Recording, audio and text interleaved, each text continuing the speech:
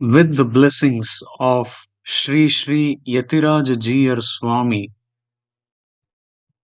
Yatiraja Mutt, Mysore branch had organized Kannada Upanyasam on Narsimha in Tirupavai by Adiyan Sri Amogha Chakravarti, a Shishya of Dr. Sri Uve Apn Swami and a Saran Sevak. On 12th January 2025 at Sri Lakshmi Narasimha Temple, Jayalakshmipuram, Mysore. ನಮ್ಮ ಸದಸ್ಯ ವಿದ್ವಾನ್ ಅಮೋಕ್ ಚಕ್ರವರ್ತಿ ಅವರ introduction ಕೊಡಕ್ಕೆ ಹೋಗ್ತಾ ಇದ್ದೀನಿ.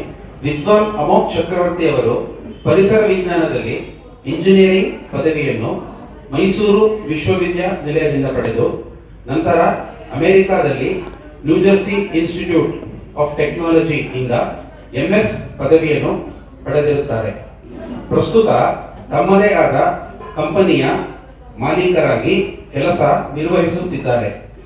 ಆಧ್ಯಾತ್ಮಿಕ ಕ್ಷೇತ್ರದಲ್ಲಿ ಶ್ರೀ ಉಭಯ ವೇದಾಂತ ಅನಂತ ಪದ್ಮನಾಭಾಚಾರ್ಯ ಅವರ ಮಾರ್ಗದರ್ಶನದಲ್ಲಿ ವಿವಿಧ ಗ್ರಂಥ ಕಾಲಕ್ಷೇಪಗಳ ಶಿಕ್ಷಣವನ್ನು ಪಡೆದಿರುತ್ತಾರೆ. ಕನ್ನಡದಲ್ಲಿ ತಿರುಪ್ಪಾವೈ ಪ್ರವಚನವನ್ನು ಮತ್ತು ತುಲಾ ಕಾವೇರಿ ಮಹಾತ್ಮೆಯನ್ನು ಮೈಸೂರಿನ ಅಹೋಬಿಲ ಮಠದಲ್ಲಿಯೂ, ಆಂಗ್ಲ ಭಾಷೆಯಲ್ಲಿ ಸ್ವಾಮಿ ಹಯಗ್ರೀವರ ಮತ್ತು ಸ್ವಾಮಿ ರಾಮಾನುಜರ ವೈಭವವನ್ನು ಅಮೆರಿಕಾದಲ್ಲಿ ಪ್ರಸ್ತುತಪಡಿಸಿರುತ್ತಾರೆ. ಅಲ್ಲದೆ ಶ್ರೀ ವೇದಾಂತ ದೇಶಿಕರ ಮತ್ತು ಆದಿವನ್ ಷಟಗೋಪನ್ ಸ್ವಾಮಿಗಳ ಜೀವನ ಚರಿತ್ರೆಗಳನ್ನು ಪ್ರಸ್ತುತಪಡಿಸುತ್ತಾರೆ. ಜಾಲತಾಣ ಅಂದರೆ ಯೂಟ್ಯೂಬ್ನಲ್ಲಿ ಹಿಂದಿ ಮತ್ತು ತೆಲುಗು ಭಾಷೆಗಳಲ್ಲಿ ಉಪನ್ಯಾಸಗಳನ್ನು ನೀಡಿರುತ್ತಾರೆ. ಧಾರಾವಾಹಿಯಲ್ಲಿ AC ನರೇಟ್ಸ್ ಎಂಬುದರ ಅಡಿಯಲ್ಲಿ 2 ವರ್ಷಗಳಿಂದ ಇಂಗ್ಲಿಷ್ ಮತ್ತು ಕನ್ನಡದಲ್ಲಿ ವಿಡಿಯೋ ಬರುತ್ತಿರುವುದು ಶ್ರೀ ಇತರ ಪ್ರತಿಭೆಗೆ ಸಾಕ್ಷಿಯಾಗಿದೆ. ಪ್ರಸ್ತುತ ಈ ವರ್ಷ ಆಂಡ್ರಾಯ್ಡ್ ಮಂದಿರದಲ್ಲಿ ತಿರುಪತಿ ಉಪನ್ಯಾಸವನ್ನು ಕೊಡುತ್ತಿದ್ದಾರೆ.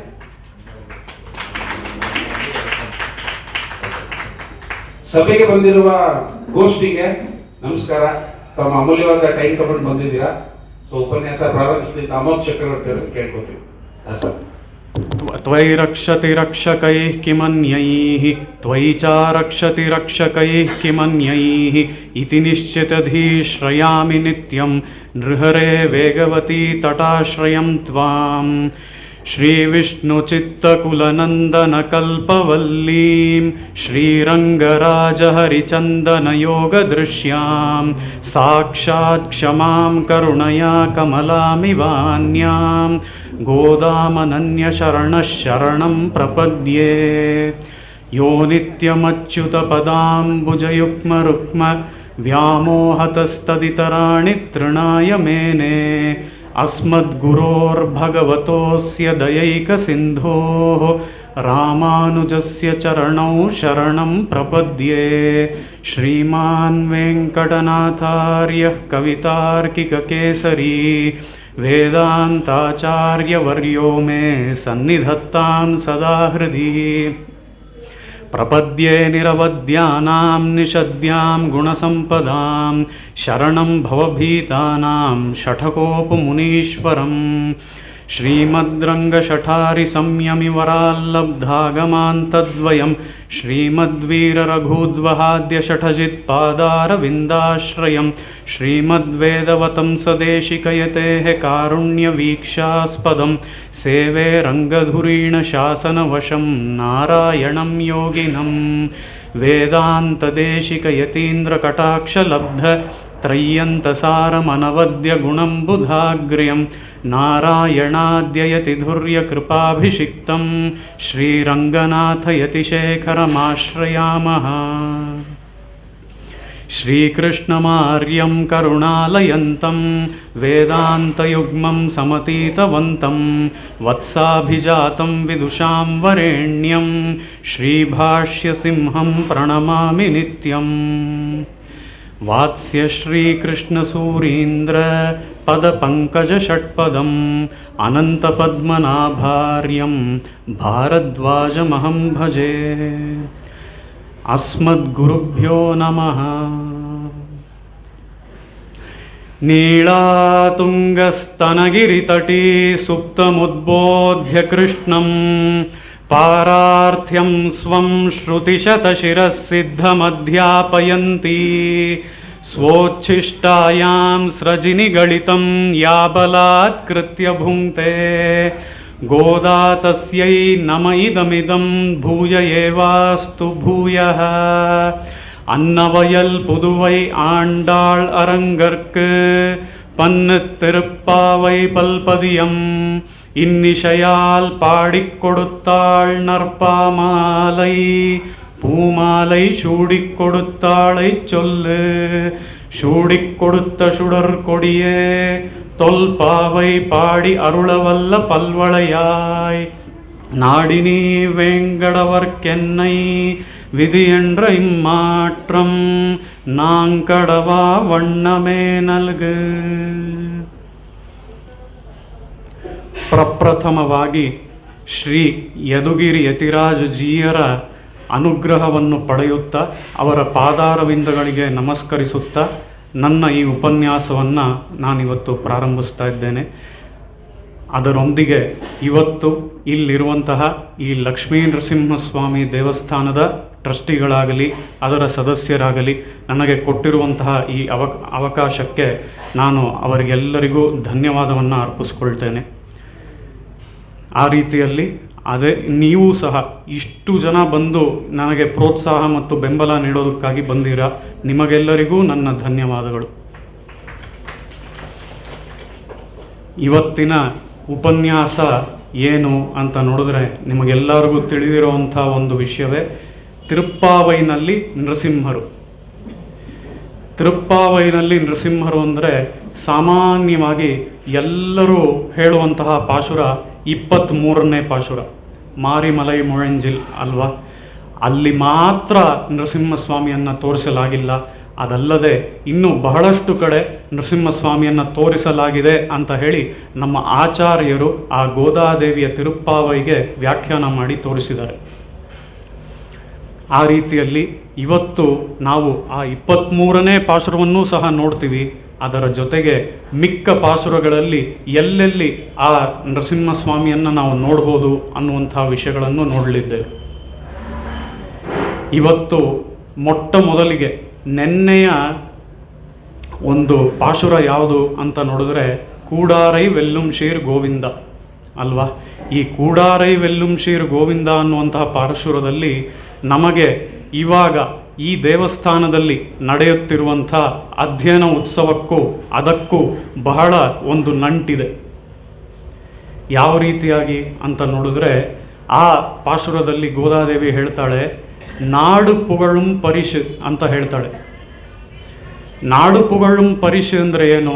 ಪರಿಷ್ ಅಂತ ಅಂದರೆ ನಮಗೆ ಯಾವುದೋ ಒಂದು ಕಾಣಿಕೆ ಸಿಗತ್ತೆ, ನಮಗೆ ಬೇರೆ ಯಾರಿಂದನೋ ಒಂದು ಗಿಫ್ಟ್ ಸಿಗತ್ತೆ. ಅದು ಒಂದು ಬರ್ತ್ಡೇಗಾಗಿರ್ಬೋದು ಅಥವಾ ನಮ್ಮ ವಿವಾಹ ವಾರ್ಷಿಕೋತ್ಸವಕ್ಕಾಗಿರ್ಬೋದು, ಯಾವುದಕ್ಕೆ ಬೇಕಾದರೂ ಇರ್ಬೋದು. ಈ ರೀತಿ ಒಂದು ಗಿಫ್ಟ್ ಸಿಗತ್ತೆ.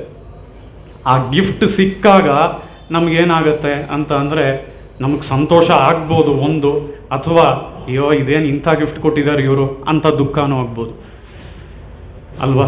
ಆ ಒಂದು ಗಿಫ್ಟನ್ನು ನೋಡಿ ನಮಗೆ ಸಂತೋಷನೂ ಆಗ್ಬೋದು ಅಥವಾ ಬೇಜಾರು ಆಗ್ಬೋದು.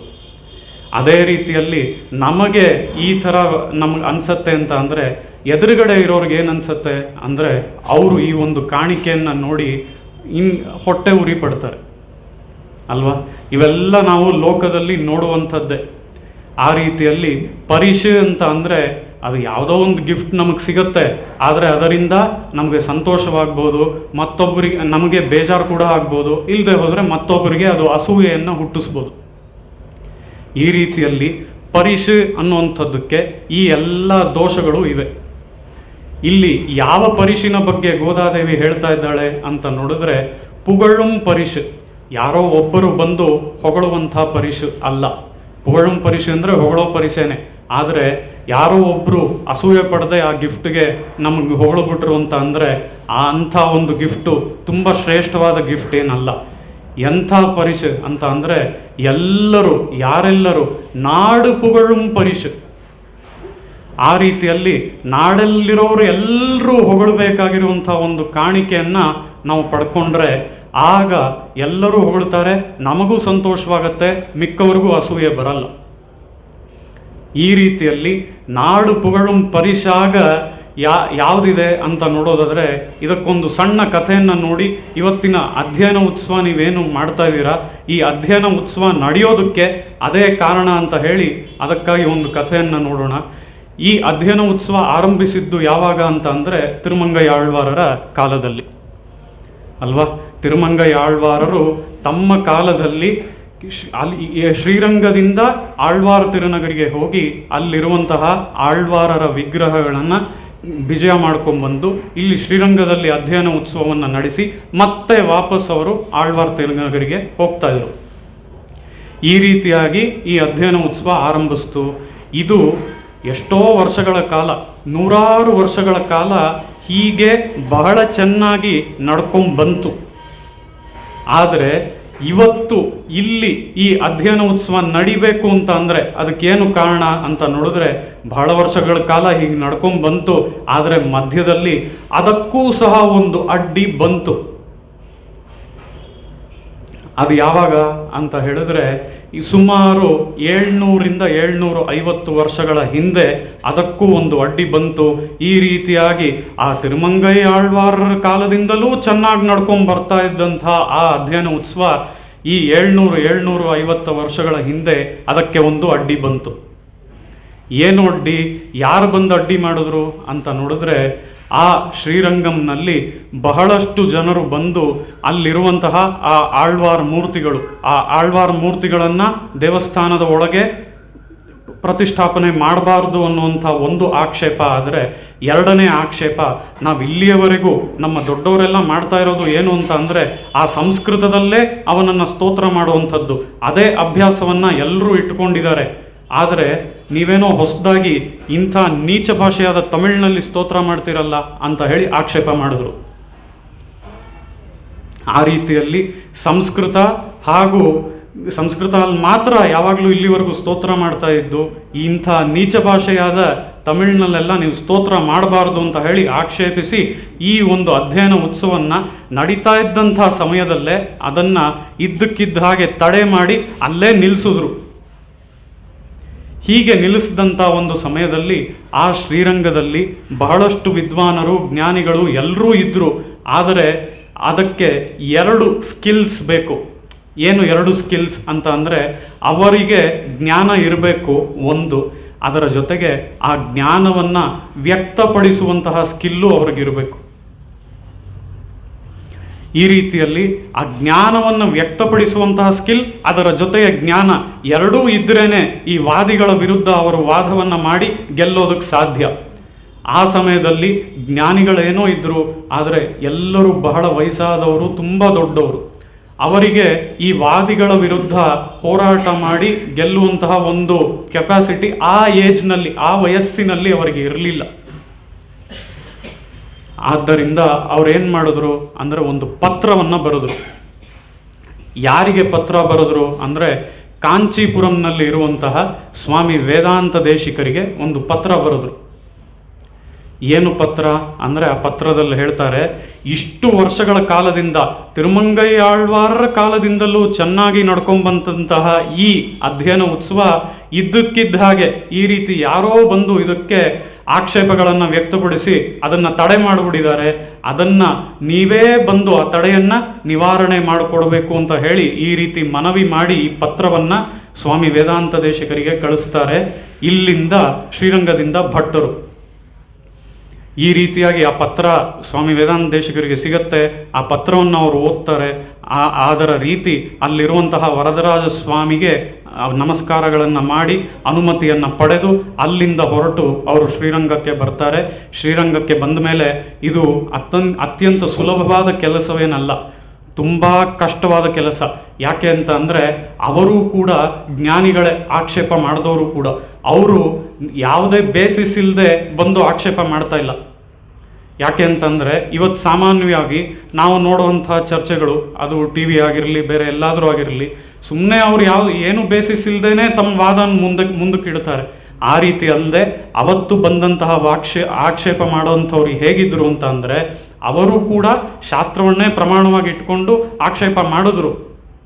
ಆದರೆ ಆ ಶಾಸ್ತ್ರವನ್ನು ಅವರು ಪ್ರಮಾಣವಾಗಿ ಇಟ್ಕೊಂಡಿರೋದ್ರಲ್ಲಿ ಅವರ ಇಂಟರ್ಪ್ರಿಟೇಷನ್ಸ್ ಎಲ್ಲ ಎಲ್ಲೆಲ್ಲಿ ತಪ್ಪಾಗಿದೆ ಅನ್ನೋದನ್ನು ತೋರಿಸಿ, ಅದಕ್ಕೂ ಏನಂತಾರೆ ಮೇಲಾದಂಥ ಒಂದು ಶಾಸ್ತ್ರ ವಾಕ್ಯಗಳನ್ನು ಸ್ವಾಮಿ ದೇಶಿಕರು ಶಾಸ್ತ್ರದಿಂದ ತೋರಿಸಿ, ಅದರ ಜೊತೆಗೆ ಈ ತಮಿಳುನಲ್ಲಿ ಹಾಡುವಂಥದ್ದು ಅದು ಕೂಡ ಎಲ್ಲರಿಗೂ ಶ್ರೇಯಸ್ಸು. ಅದರ ಜೊತೆಗೆ ಇಲ್ಲಿ ಆಳ್ವಾರರನ್ನು ಈ ದೇವಸ್ಥಾನದಲ್ಲಿ ಇಟ್ಟು ಅವರನ್ನು ವಿಜಯ ಮಾಡಿ ಪ್ರತಿಷ್ಠಾಪನೆ ಮಾಡಿ ಪೂಜೆ ಮಾಡುವಂಥದ್ದು ನಮ್ಮ ಶಾಸ್ತ್ರಗಳಲ್ಲಿ ಹೇಳಲಾಗಿದೆ ಅಂತ ಹೇಳಿ ಈ ಒಂದು ವಿಷಯವನ್ನು 4-5 ದಿನಗಳ ಕಾಲ ಈ ವಾದ ನಡೀತು, ಬೆಳಗ್ಗೆಯಿಂದ ಸಂಜೆವರೆಗೂ.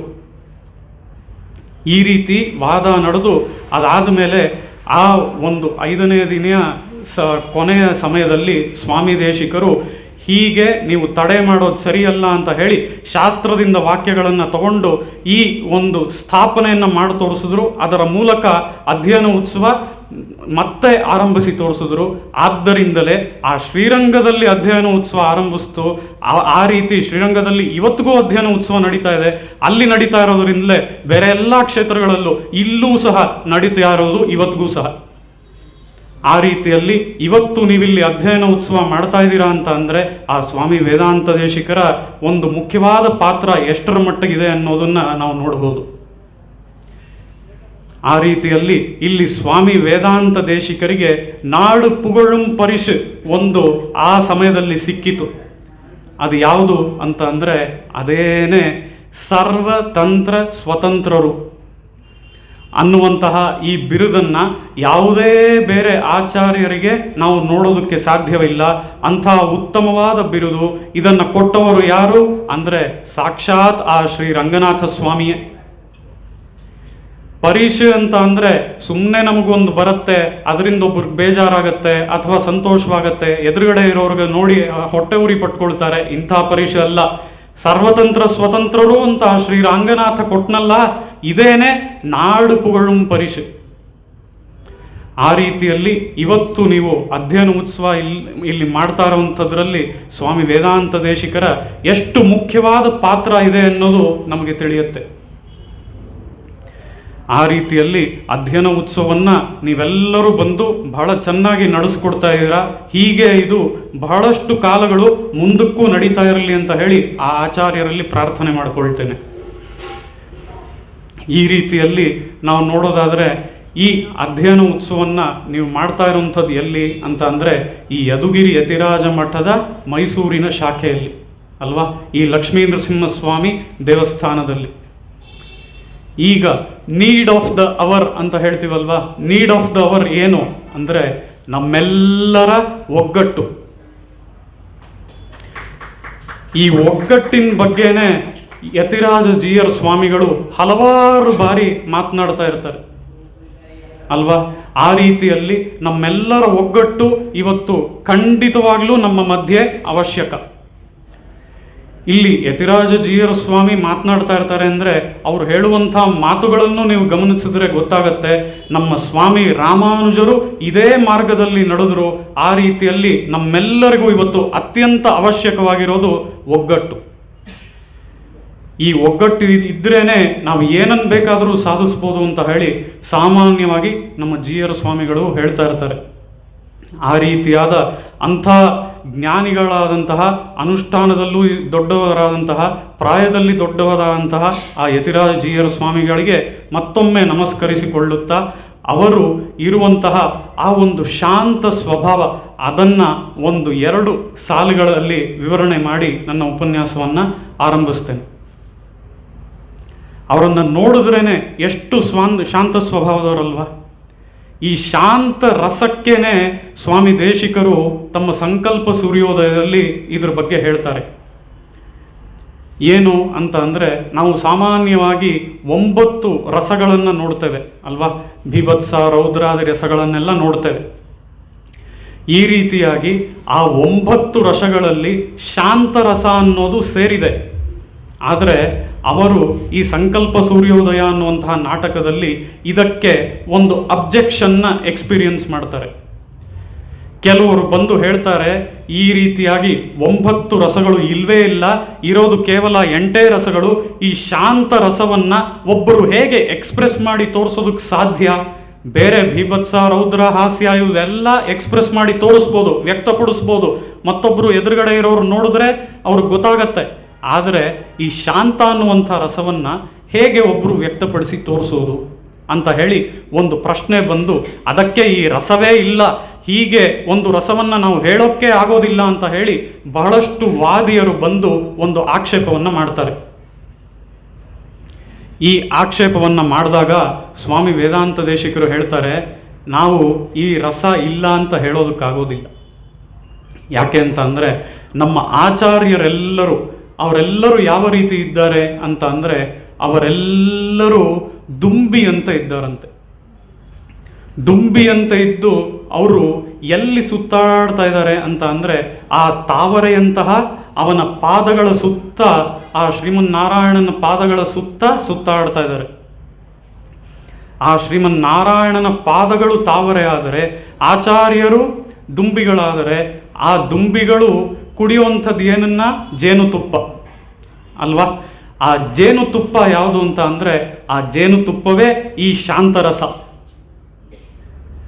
ಅಂತ ಹೇಳಿ ಅಲ್ಲಿ ನಮ್ಮ ಆಚಾರ್ಯರೆಲ್ಲರೂ ಈ ದುಂಬಿಗಳಾಗಿ ಈ ಶಾಂತರಸವನ್ನು ಅವ್ರು ಯಾವಾಗಲೂ ಕುಡಿತಾ ಇರ್ತಾರೆ. ಅವರು ಈ ಒಂದು ಶಾಂತರಸದಲ್ಲಿಯೇ ಯಾವಾಗಲೂ ಇರ್ತಾರೆ ಅಂತ ಹೇಳಿ ಸ್ವಾಮಿ ದೇಶಿಕರು ತೋರಿಸ್ತಾರೆ. ಅಲ್ಲಿ ಸ್ವಾಮಿ ದೇಶಿಕರು ಸಂಕಲ್ಪ ಸೂರ್ಯೋದಯದಲ್ಲಿ ಯಾವ ರೀತಿ ತೋರಿಸ್ತಾರೋ ಅದೇ ರೀತಿಯಾಗಿ ಯಾವಾಗಲೂ ಶಾಂತರಸವನ್ನೇ ಅನುಭವಿಸ್ತಾ ಇರುವಂಥವ್ರು ನಮ್ಮ ಶ್ರೀ ಯದುಗಿರಿ ಯತಿರಾಜ ಜೀಯರ್ ಸ್ವಾಮಿಗಳು. ಆ ರೀತಿಯಲ್ಲಿ ಇಲ್ಲಿ ಜೀಯರ್ ಸ್ವಾಮಿಗಳಿಗೆ ಮತ್ತೊಮ್ಮೆ ನನ್ನ ಪ್ರಣಾಮಗಳನ್ನು ತಿಳಿಸ್ಕೊಳ್ತಾ ನನ್ನ ಈ ಉಪನ್ಯಾಸವನ್ನು ನಾನೀಗ ಆರಂಭಿಸ್ತೇನೆ. ಈಗ ಗೋದಾದೇವಿ ಈ ನೃಸಿಂಹಸ್ವಾಮಿಯನ್ನು ಎಲ್ಲೆಲ್ಲಿ ಹಾಡಿದಾಳೆ ಅಂತ ಹೇಳಿದ್ರೆ, ನಾನೀಗ ನಿಮ್ಗಾಗಲೇ ಹೇಳಿದೆ, ಮಾರಿಮಲೈ ಮೋಹಂಜಿಲ್ ಅನ್ನುವಂತಹ ಪಾಶುರವನ್ನು ಎಲ್ಲರೂ ನೃಸಿಂಹಸ್ವಾಮಿ ತಿರುಪ್ಪಾವೈನಲ್ಲಿ ಅಂದರೆ ಅದನ್ನೇ ಹೇಳ್ತಾರೆ. ಆದರೆ ಅದಲ್ಲದೆ ಬಹಳಷ್ಟು ಬೇರೆ ಬೇರೆ ಜಾಗಗಳಲ್ಲೂ ಗೋದಾದೇವಿ ಆ ನೃಸಿಂಹಸ್ವಾಮಿಯ ಬಗ್ಗೆ ಹಾಡಿದಾಳೆ. ಅದೆಲ್ಲಿ ಅಂತ ನೋಡಿದ್ರೆ, ಮೊದಲನೇ ಪಾಶುರದಲ್ಲಿ ನೃಸಿಂಹಸ್ವಾಮಿ ಬರ್ತಾನ ಅಂತ ಸಂದೇಹ ಬರ್ಬೋದು ನಿಮಗೆ. ಆದರೆ ಅಲ್ಲೂ ಕೂಡ ನೃಸಿಂಹಸ್ವಾಮಿಯನ್ನೇ ಹಾಡಿರೋದು ಅಂತ ಹೇಳಿ ನಮ್ಮ ಆಚಾರ್ಯರೆಲ್ಲ ತೋರಿಸ್ತಾರೆ. ಮೊದಲನೇ ಪಾಶುರವನ್ನು ನೋಡೋದಾದರೆ, ಮಾರ್ಗಳಿ ತಿಂಗಳ್ ಮದಿನಿರೈಂದ ನನ್ನಾಳಾಲ್ ನೀರಾಡ ಪೋದುವೀರ್ ಪೋದುಮಿನೋ ನೇರಿ ಎಳೀರ್ ಶೀರ್ಮಲ್ಗು ಮಾಯ್ಪಾಡಿ ಚೆಲ್ವಚ್ಚಿರುಮೀರ್ಗಾಳ್ ಕೂರ್ವೇಲ್ ಕೊಡುನ್ ತೊழிலன் நந்தகோபன் குமரன் ஏறார்ந்த கண்ணி யசோத இளஞ்சிங்கம் கார்மே நிச்சங்கண் கதிர்மதியம் போல் முகத்தான் நாராயணனே நமக்கே பறை தருவான் பாரோர் புகழ படிந்தேலೋರ್ ಎಂಪಾವಾಯ್. ಈ ಪಾಶುರದಲ್ಲಿ ಈಗಾಗಲೇ ನೋಡಿದ್ವಿ ಅಲ್ವಾ? ಕೂರ್ವೇಲ್ ಕೊಡುನ್ ತೊழிலன் ನಂದಗೋಪನ್ ಕುಮರನ್, ನಂದಗೋಪನ ಕುಮಾರ, ಅದಲ್ಲದೆ ಯಶೋದೈ ಇಳಂ ಶಿಂಗಂ ಅಲ್ವಾ? ಈ ಶ್ರೀ ಕೃಷ್ಣನೇ ಆ ನೃಸಿಂಹಸ್ವಾಮಿ. ಆ ರೀತಿಯಲ್ಲಿ ಇಲ್ಲಿ ನಾವು ನೋಡೋದಾದರೆ ಈ ಶ್ರೀಕೃಷ್ಣ ಹೇಗಿದ್ದಾನೆ ಅಂತ ನೋಡಿದ್ರೆ, ಶಂಗಣ್ ಅಲ್ವಾ? ಶಂಗಣ್ ಅಂತ ಹೇಳಿ ಅವನ ಕಣ್ಣುಗಳು ಕೆಂಪಾಗಿದೆ ಒಂದು. ಅದಲ್ಲದೆ ಅವನ ಕಣ್ಣುಗಳು ಹೇಗಿದೆ ಅಂದರೆ, ಕದಿರ್ ಮದಿಯಂ ಪೋಲ್ ಮುಗತ್ತಾನ್. ಕದಿರ್ ಮದಿಯಂ ಅಂದರೆ ಏನರ್ಥ? ಮದಿ ಅಂತ ಅಂದರೆ ಚಂದ್ರ ತಮಿಳಿನಲ್ಲಿ, ಕದಿರ್ ಅಂತ ಅಂದರೆ ಸೂರ್ಯ. ಒಂದು ಕಣ್ಣು ಸೂರ್ಯನಂತಲೂ ಮತ್ತೊಂದು ಕಣ್ಣು ಚಂದ್ರನಂತೆಯೂ ಇದೆ ಅಂತ ಹೇಳ್ತಾಳೆ ಗೋದಾದೇವಿ. ಇದರಲ್ಲಿ ವಿಶೇಷವಾದ ಅಂಶ ಏನು ಅಂತ ಅಂದರೆ, ಕದಿರ್ ಮದಿಯಂ ಪೋಲ್ ಮುಗತ್ತಾನ್, ಎರಡೂ ಕಣ್ಣುಗಳನ್ನು ನೀನು ಒಮ್ಮೆಲೆ ಬಿಡಬೇಕು. ಅದು ಸೂರ್ಯ ಚಂದ್ರರು ಒಮ್ಮೆಲೆ ಹುಟ್ಟಿದ ಹಾಗೆ ಉದಯಿಸಿದ ಹಾಗೆ ಇರುತ್ತೆ. ಇದರಲ್ಲಿ ವಿಶೇಷ ಏನು ಅಂತಂದರೆ, ನಮ್ಮ ಲೋಕದಲ್ಲಿ ಈಗ ಸಾಮಾನ್ಯವಾಗಿ ನಾವು ನೋಡುವಂಥ ಈ ಲೋಕದಲ್ಲಿ ಸೂರ್ಯ ಹುಟ್ಟುತ್ತಾನೆ ಬೆಳಗ್ಗೆ ಹೊತ್ತು ಅಲ್ವಾ? ಆ ಸೂರ್ಯ ಹುಟ್ಟಬೇಕಾದ್ರೆ ಚಂದ್ರನೂ ಹುಟ್ಟುತ್ತಾನ? ಆ ಸೂರ್ಯನ ಬೆಳಕು ಒಂದು ಸ್ವಲ್ಪ ಕಡಿಮೆ ಇದ್ದರೆ ಚಂದ್ರನ ನಾವು ದರ್ಶಿಸ್ಬೋದು. ಆದರೆ ಸೂರ್ಯ ಹುಟ್ಟಬೇಕಾದ್ರೆ ಚಂದ್ರ ಹುಟ್ಟೋದಿಲ್ಲ. ಅದೇ ಇನ್ನೊಂದು ನೋಡಿದ್ರೆ, ಚಂದ್ರನೂ ಕೂಡ ಹುಟ್ಟುವಂತಹ ಒಂದು ಸಮಯ ಇದೆ ಅಲ್ವಾ? ಆ ಚಂದ್ರ ಹುಟ್ಟುವಂತಹ ಸಮಯದಲ್ಲಿ ಸೂರ್ಯನೂ ಹುಟ್ಟುತ್ತಾನ? ಇಲ್ಲ. ಆ ರೀತಿಯಲ್ಲಿ ನಾವು ನೋಡುವಂತಹ ಈ ಲೋಕದಲ್ಲಿ ಸೂರ್ಯ ಚಂದ್ರರು ಒಟ್ಟಿಗೆ ಯಾವತ್ತೂ ಹುಟ್ಟೋದಿಲ್ಲ ಆದರೆ ಇಲ್ಲಿ ಗೋದಾದೇವಿ ತೋರಿಸ್ತಾಳೆ ಕದಿರ್ ಮದಿಯಂ ಪೋಲ್ ಮುಗತ್ತಾನ್ ಅಂತ ಅಂದರೆ ಆ ಸೂರ್ಯ ಚಂದ್ರರು ಒಟ್ಟಿಗೆ ಹುಟ್ಟೋದನ್ನು ನಾವು ನೋಡಬೇಕು ಅಂತ ಅಂದರೆ ಅವನು ಮೆಲ್ಲಕ್ಕೆ ಕಣ್ಣು ತೆಗೆಯೋದನ್ನು ನೋಡಿದ್ರೆ ಮಾತ್ರ ಸಾಧ್ಯ. ಆ ರೀತಿಯಲ್ಲಿ ಇಲ್ಲಿ ಗೋದಾದೇವಿ ಅವನ ಕಣ್ಣುಗಳು ಅವನನ್ನು ತೆಗೆದಾಗ ಇಲ್ಲಿ ಸೂರ್ಯ ಚಂದ್ರರು ಒಂದೇ ಸಮಯದಲ್ಲಿ ಹೇಗೆ ಹುಟ್ಟಿ ಬರ್ತಾರೋ ಹಾಗೆ ಹುಟ್ಟಿ ಬರ್ತಾರೆ. ಆಗಲೇ ಆ ಸೂರ್ಯ ಚಂದ್ರರು ಒಟ್ಟಿಗೆ ಉದಯಿಸೋದನ್ನು ನೋಡೋದಕ್ಕೆ ಸಾಧ್ಯವೇ ಹೊರತು ನಮ್ಮ ಈ ಲೋಕದಲ್ಲಿ ಸೂರ್ಯ ಚಂದ್ರರು ಒಟ್ಟಿಗೆ ಹುಟ್ಟುವಂಥದ್ದು ನಿಯಮನೂ ಅಲ್ಲ, ನಾವು ನೋಡೋದಕ್ಕೆ ಸಾಧ್ಯನೂ ಇಲ್ಲ. ಆ ರೀತಿಯಲ್ಲಿ ಗೋದಾದೇವಿ ಈ ಸೂರ್ಯ ಚಂದ್ರರಂತೆ ಅವನ ಕಣ್ಣುಗಳು ಇದೆ ಅಂತ ಹೇಳಿ ಇಲ್ಲಿ ಹೊಗಳ್ತಾ ಇದ್ದಾಳೆ, ಸ್ತೋತ್ರ ಮಾಡ್ತಾ ಇದ್ದಾಳೆ. ಇದೇ ರೀತಿಯಲ್ಲಿ ಈ ಕಣ್ಣುಗಳು ಯಾವುದಕ್ಕಾಗಿ ಈ ರೀತಿಯಾಗಿದೆ, ಒಂದು ಕಣ್ಣು ಸೂರ್ಯನಾಗಿಯೂ ಮತ್ತೊಂದು ಕಣ್ಣು ಚಂದ್ರನಾಗಿಯೂ ಯಾವುದಕ್ಕಾಗಿ ಇದೆ ಅಂತ ನೋಡಿದ್ರೆ ನಮ್ಮ ಅಹೋಬಿಲ ಮಠದ 44ನೇ ಜಿಯರಾದಂತಹ ಶ್ರೀವನ್ ಷಡಗೋಪ ವೇದಾಂತ ದೇಶಿಕ ಯತೀಂದ್ರ ಮಹಾದೇಶಿಕನ್ ಅನ್ನುವಂತಹ ಸ್ವಾಮಿಗಳು ಮಾಡಿರುವಂತಹ ಒಂದು ರಚನೆ ಅದು ಯಾವುದು ಅಂತಂದರೆ ಲಕ್ಷ್ಮೀ ನೃಸಿಂಹ ಪ್ರಪತ್ತಿ ಅನ್ನುವಂಥದ್ದು.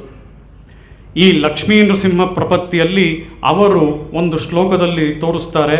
ಅದರಲ್ಲಿ ಅವರು ಹೇಳ್ತಾರೆ, ಶಾಂತಂ ಸತಾಂ ಉಗ್ರಂ ಅಸತ್ ಸಮಾಜೆ ಲಕ್ಷ್ಮೀ ನೃಸಿಂಹಂ ಶರಣಂ ಪ್ರಪದ್ಯೆ ಅಂತ ಹೇಳಿ, ಶಾಂತಂ ಸತಾಂ ಉಗ್ರಂ ಅಸತ್ ಸಮಾಜೆ ಅಂದರೆ ಏನರ್ಥ?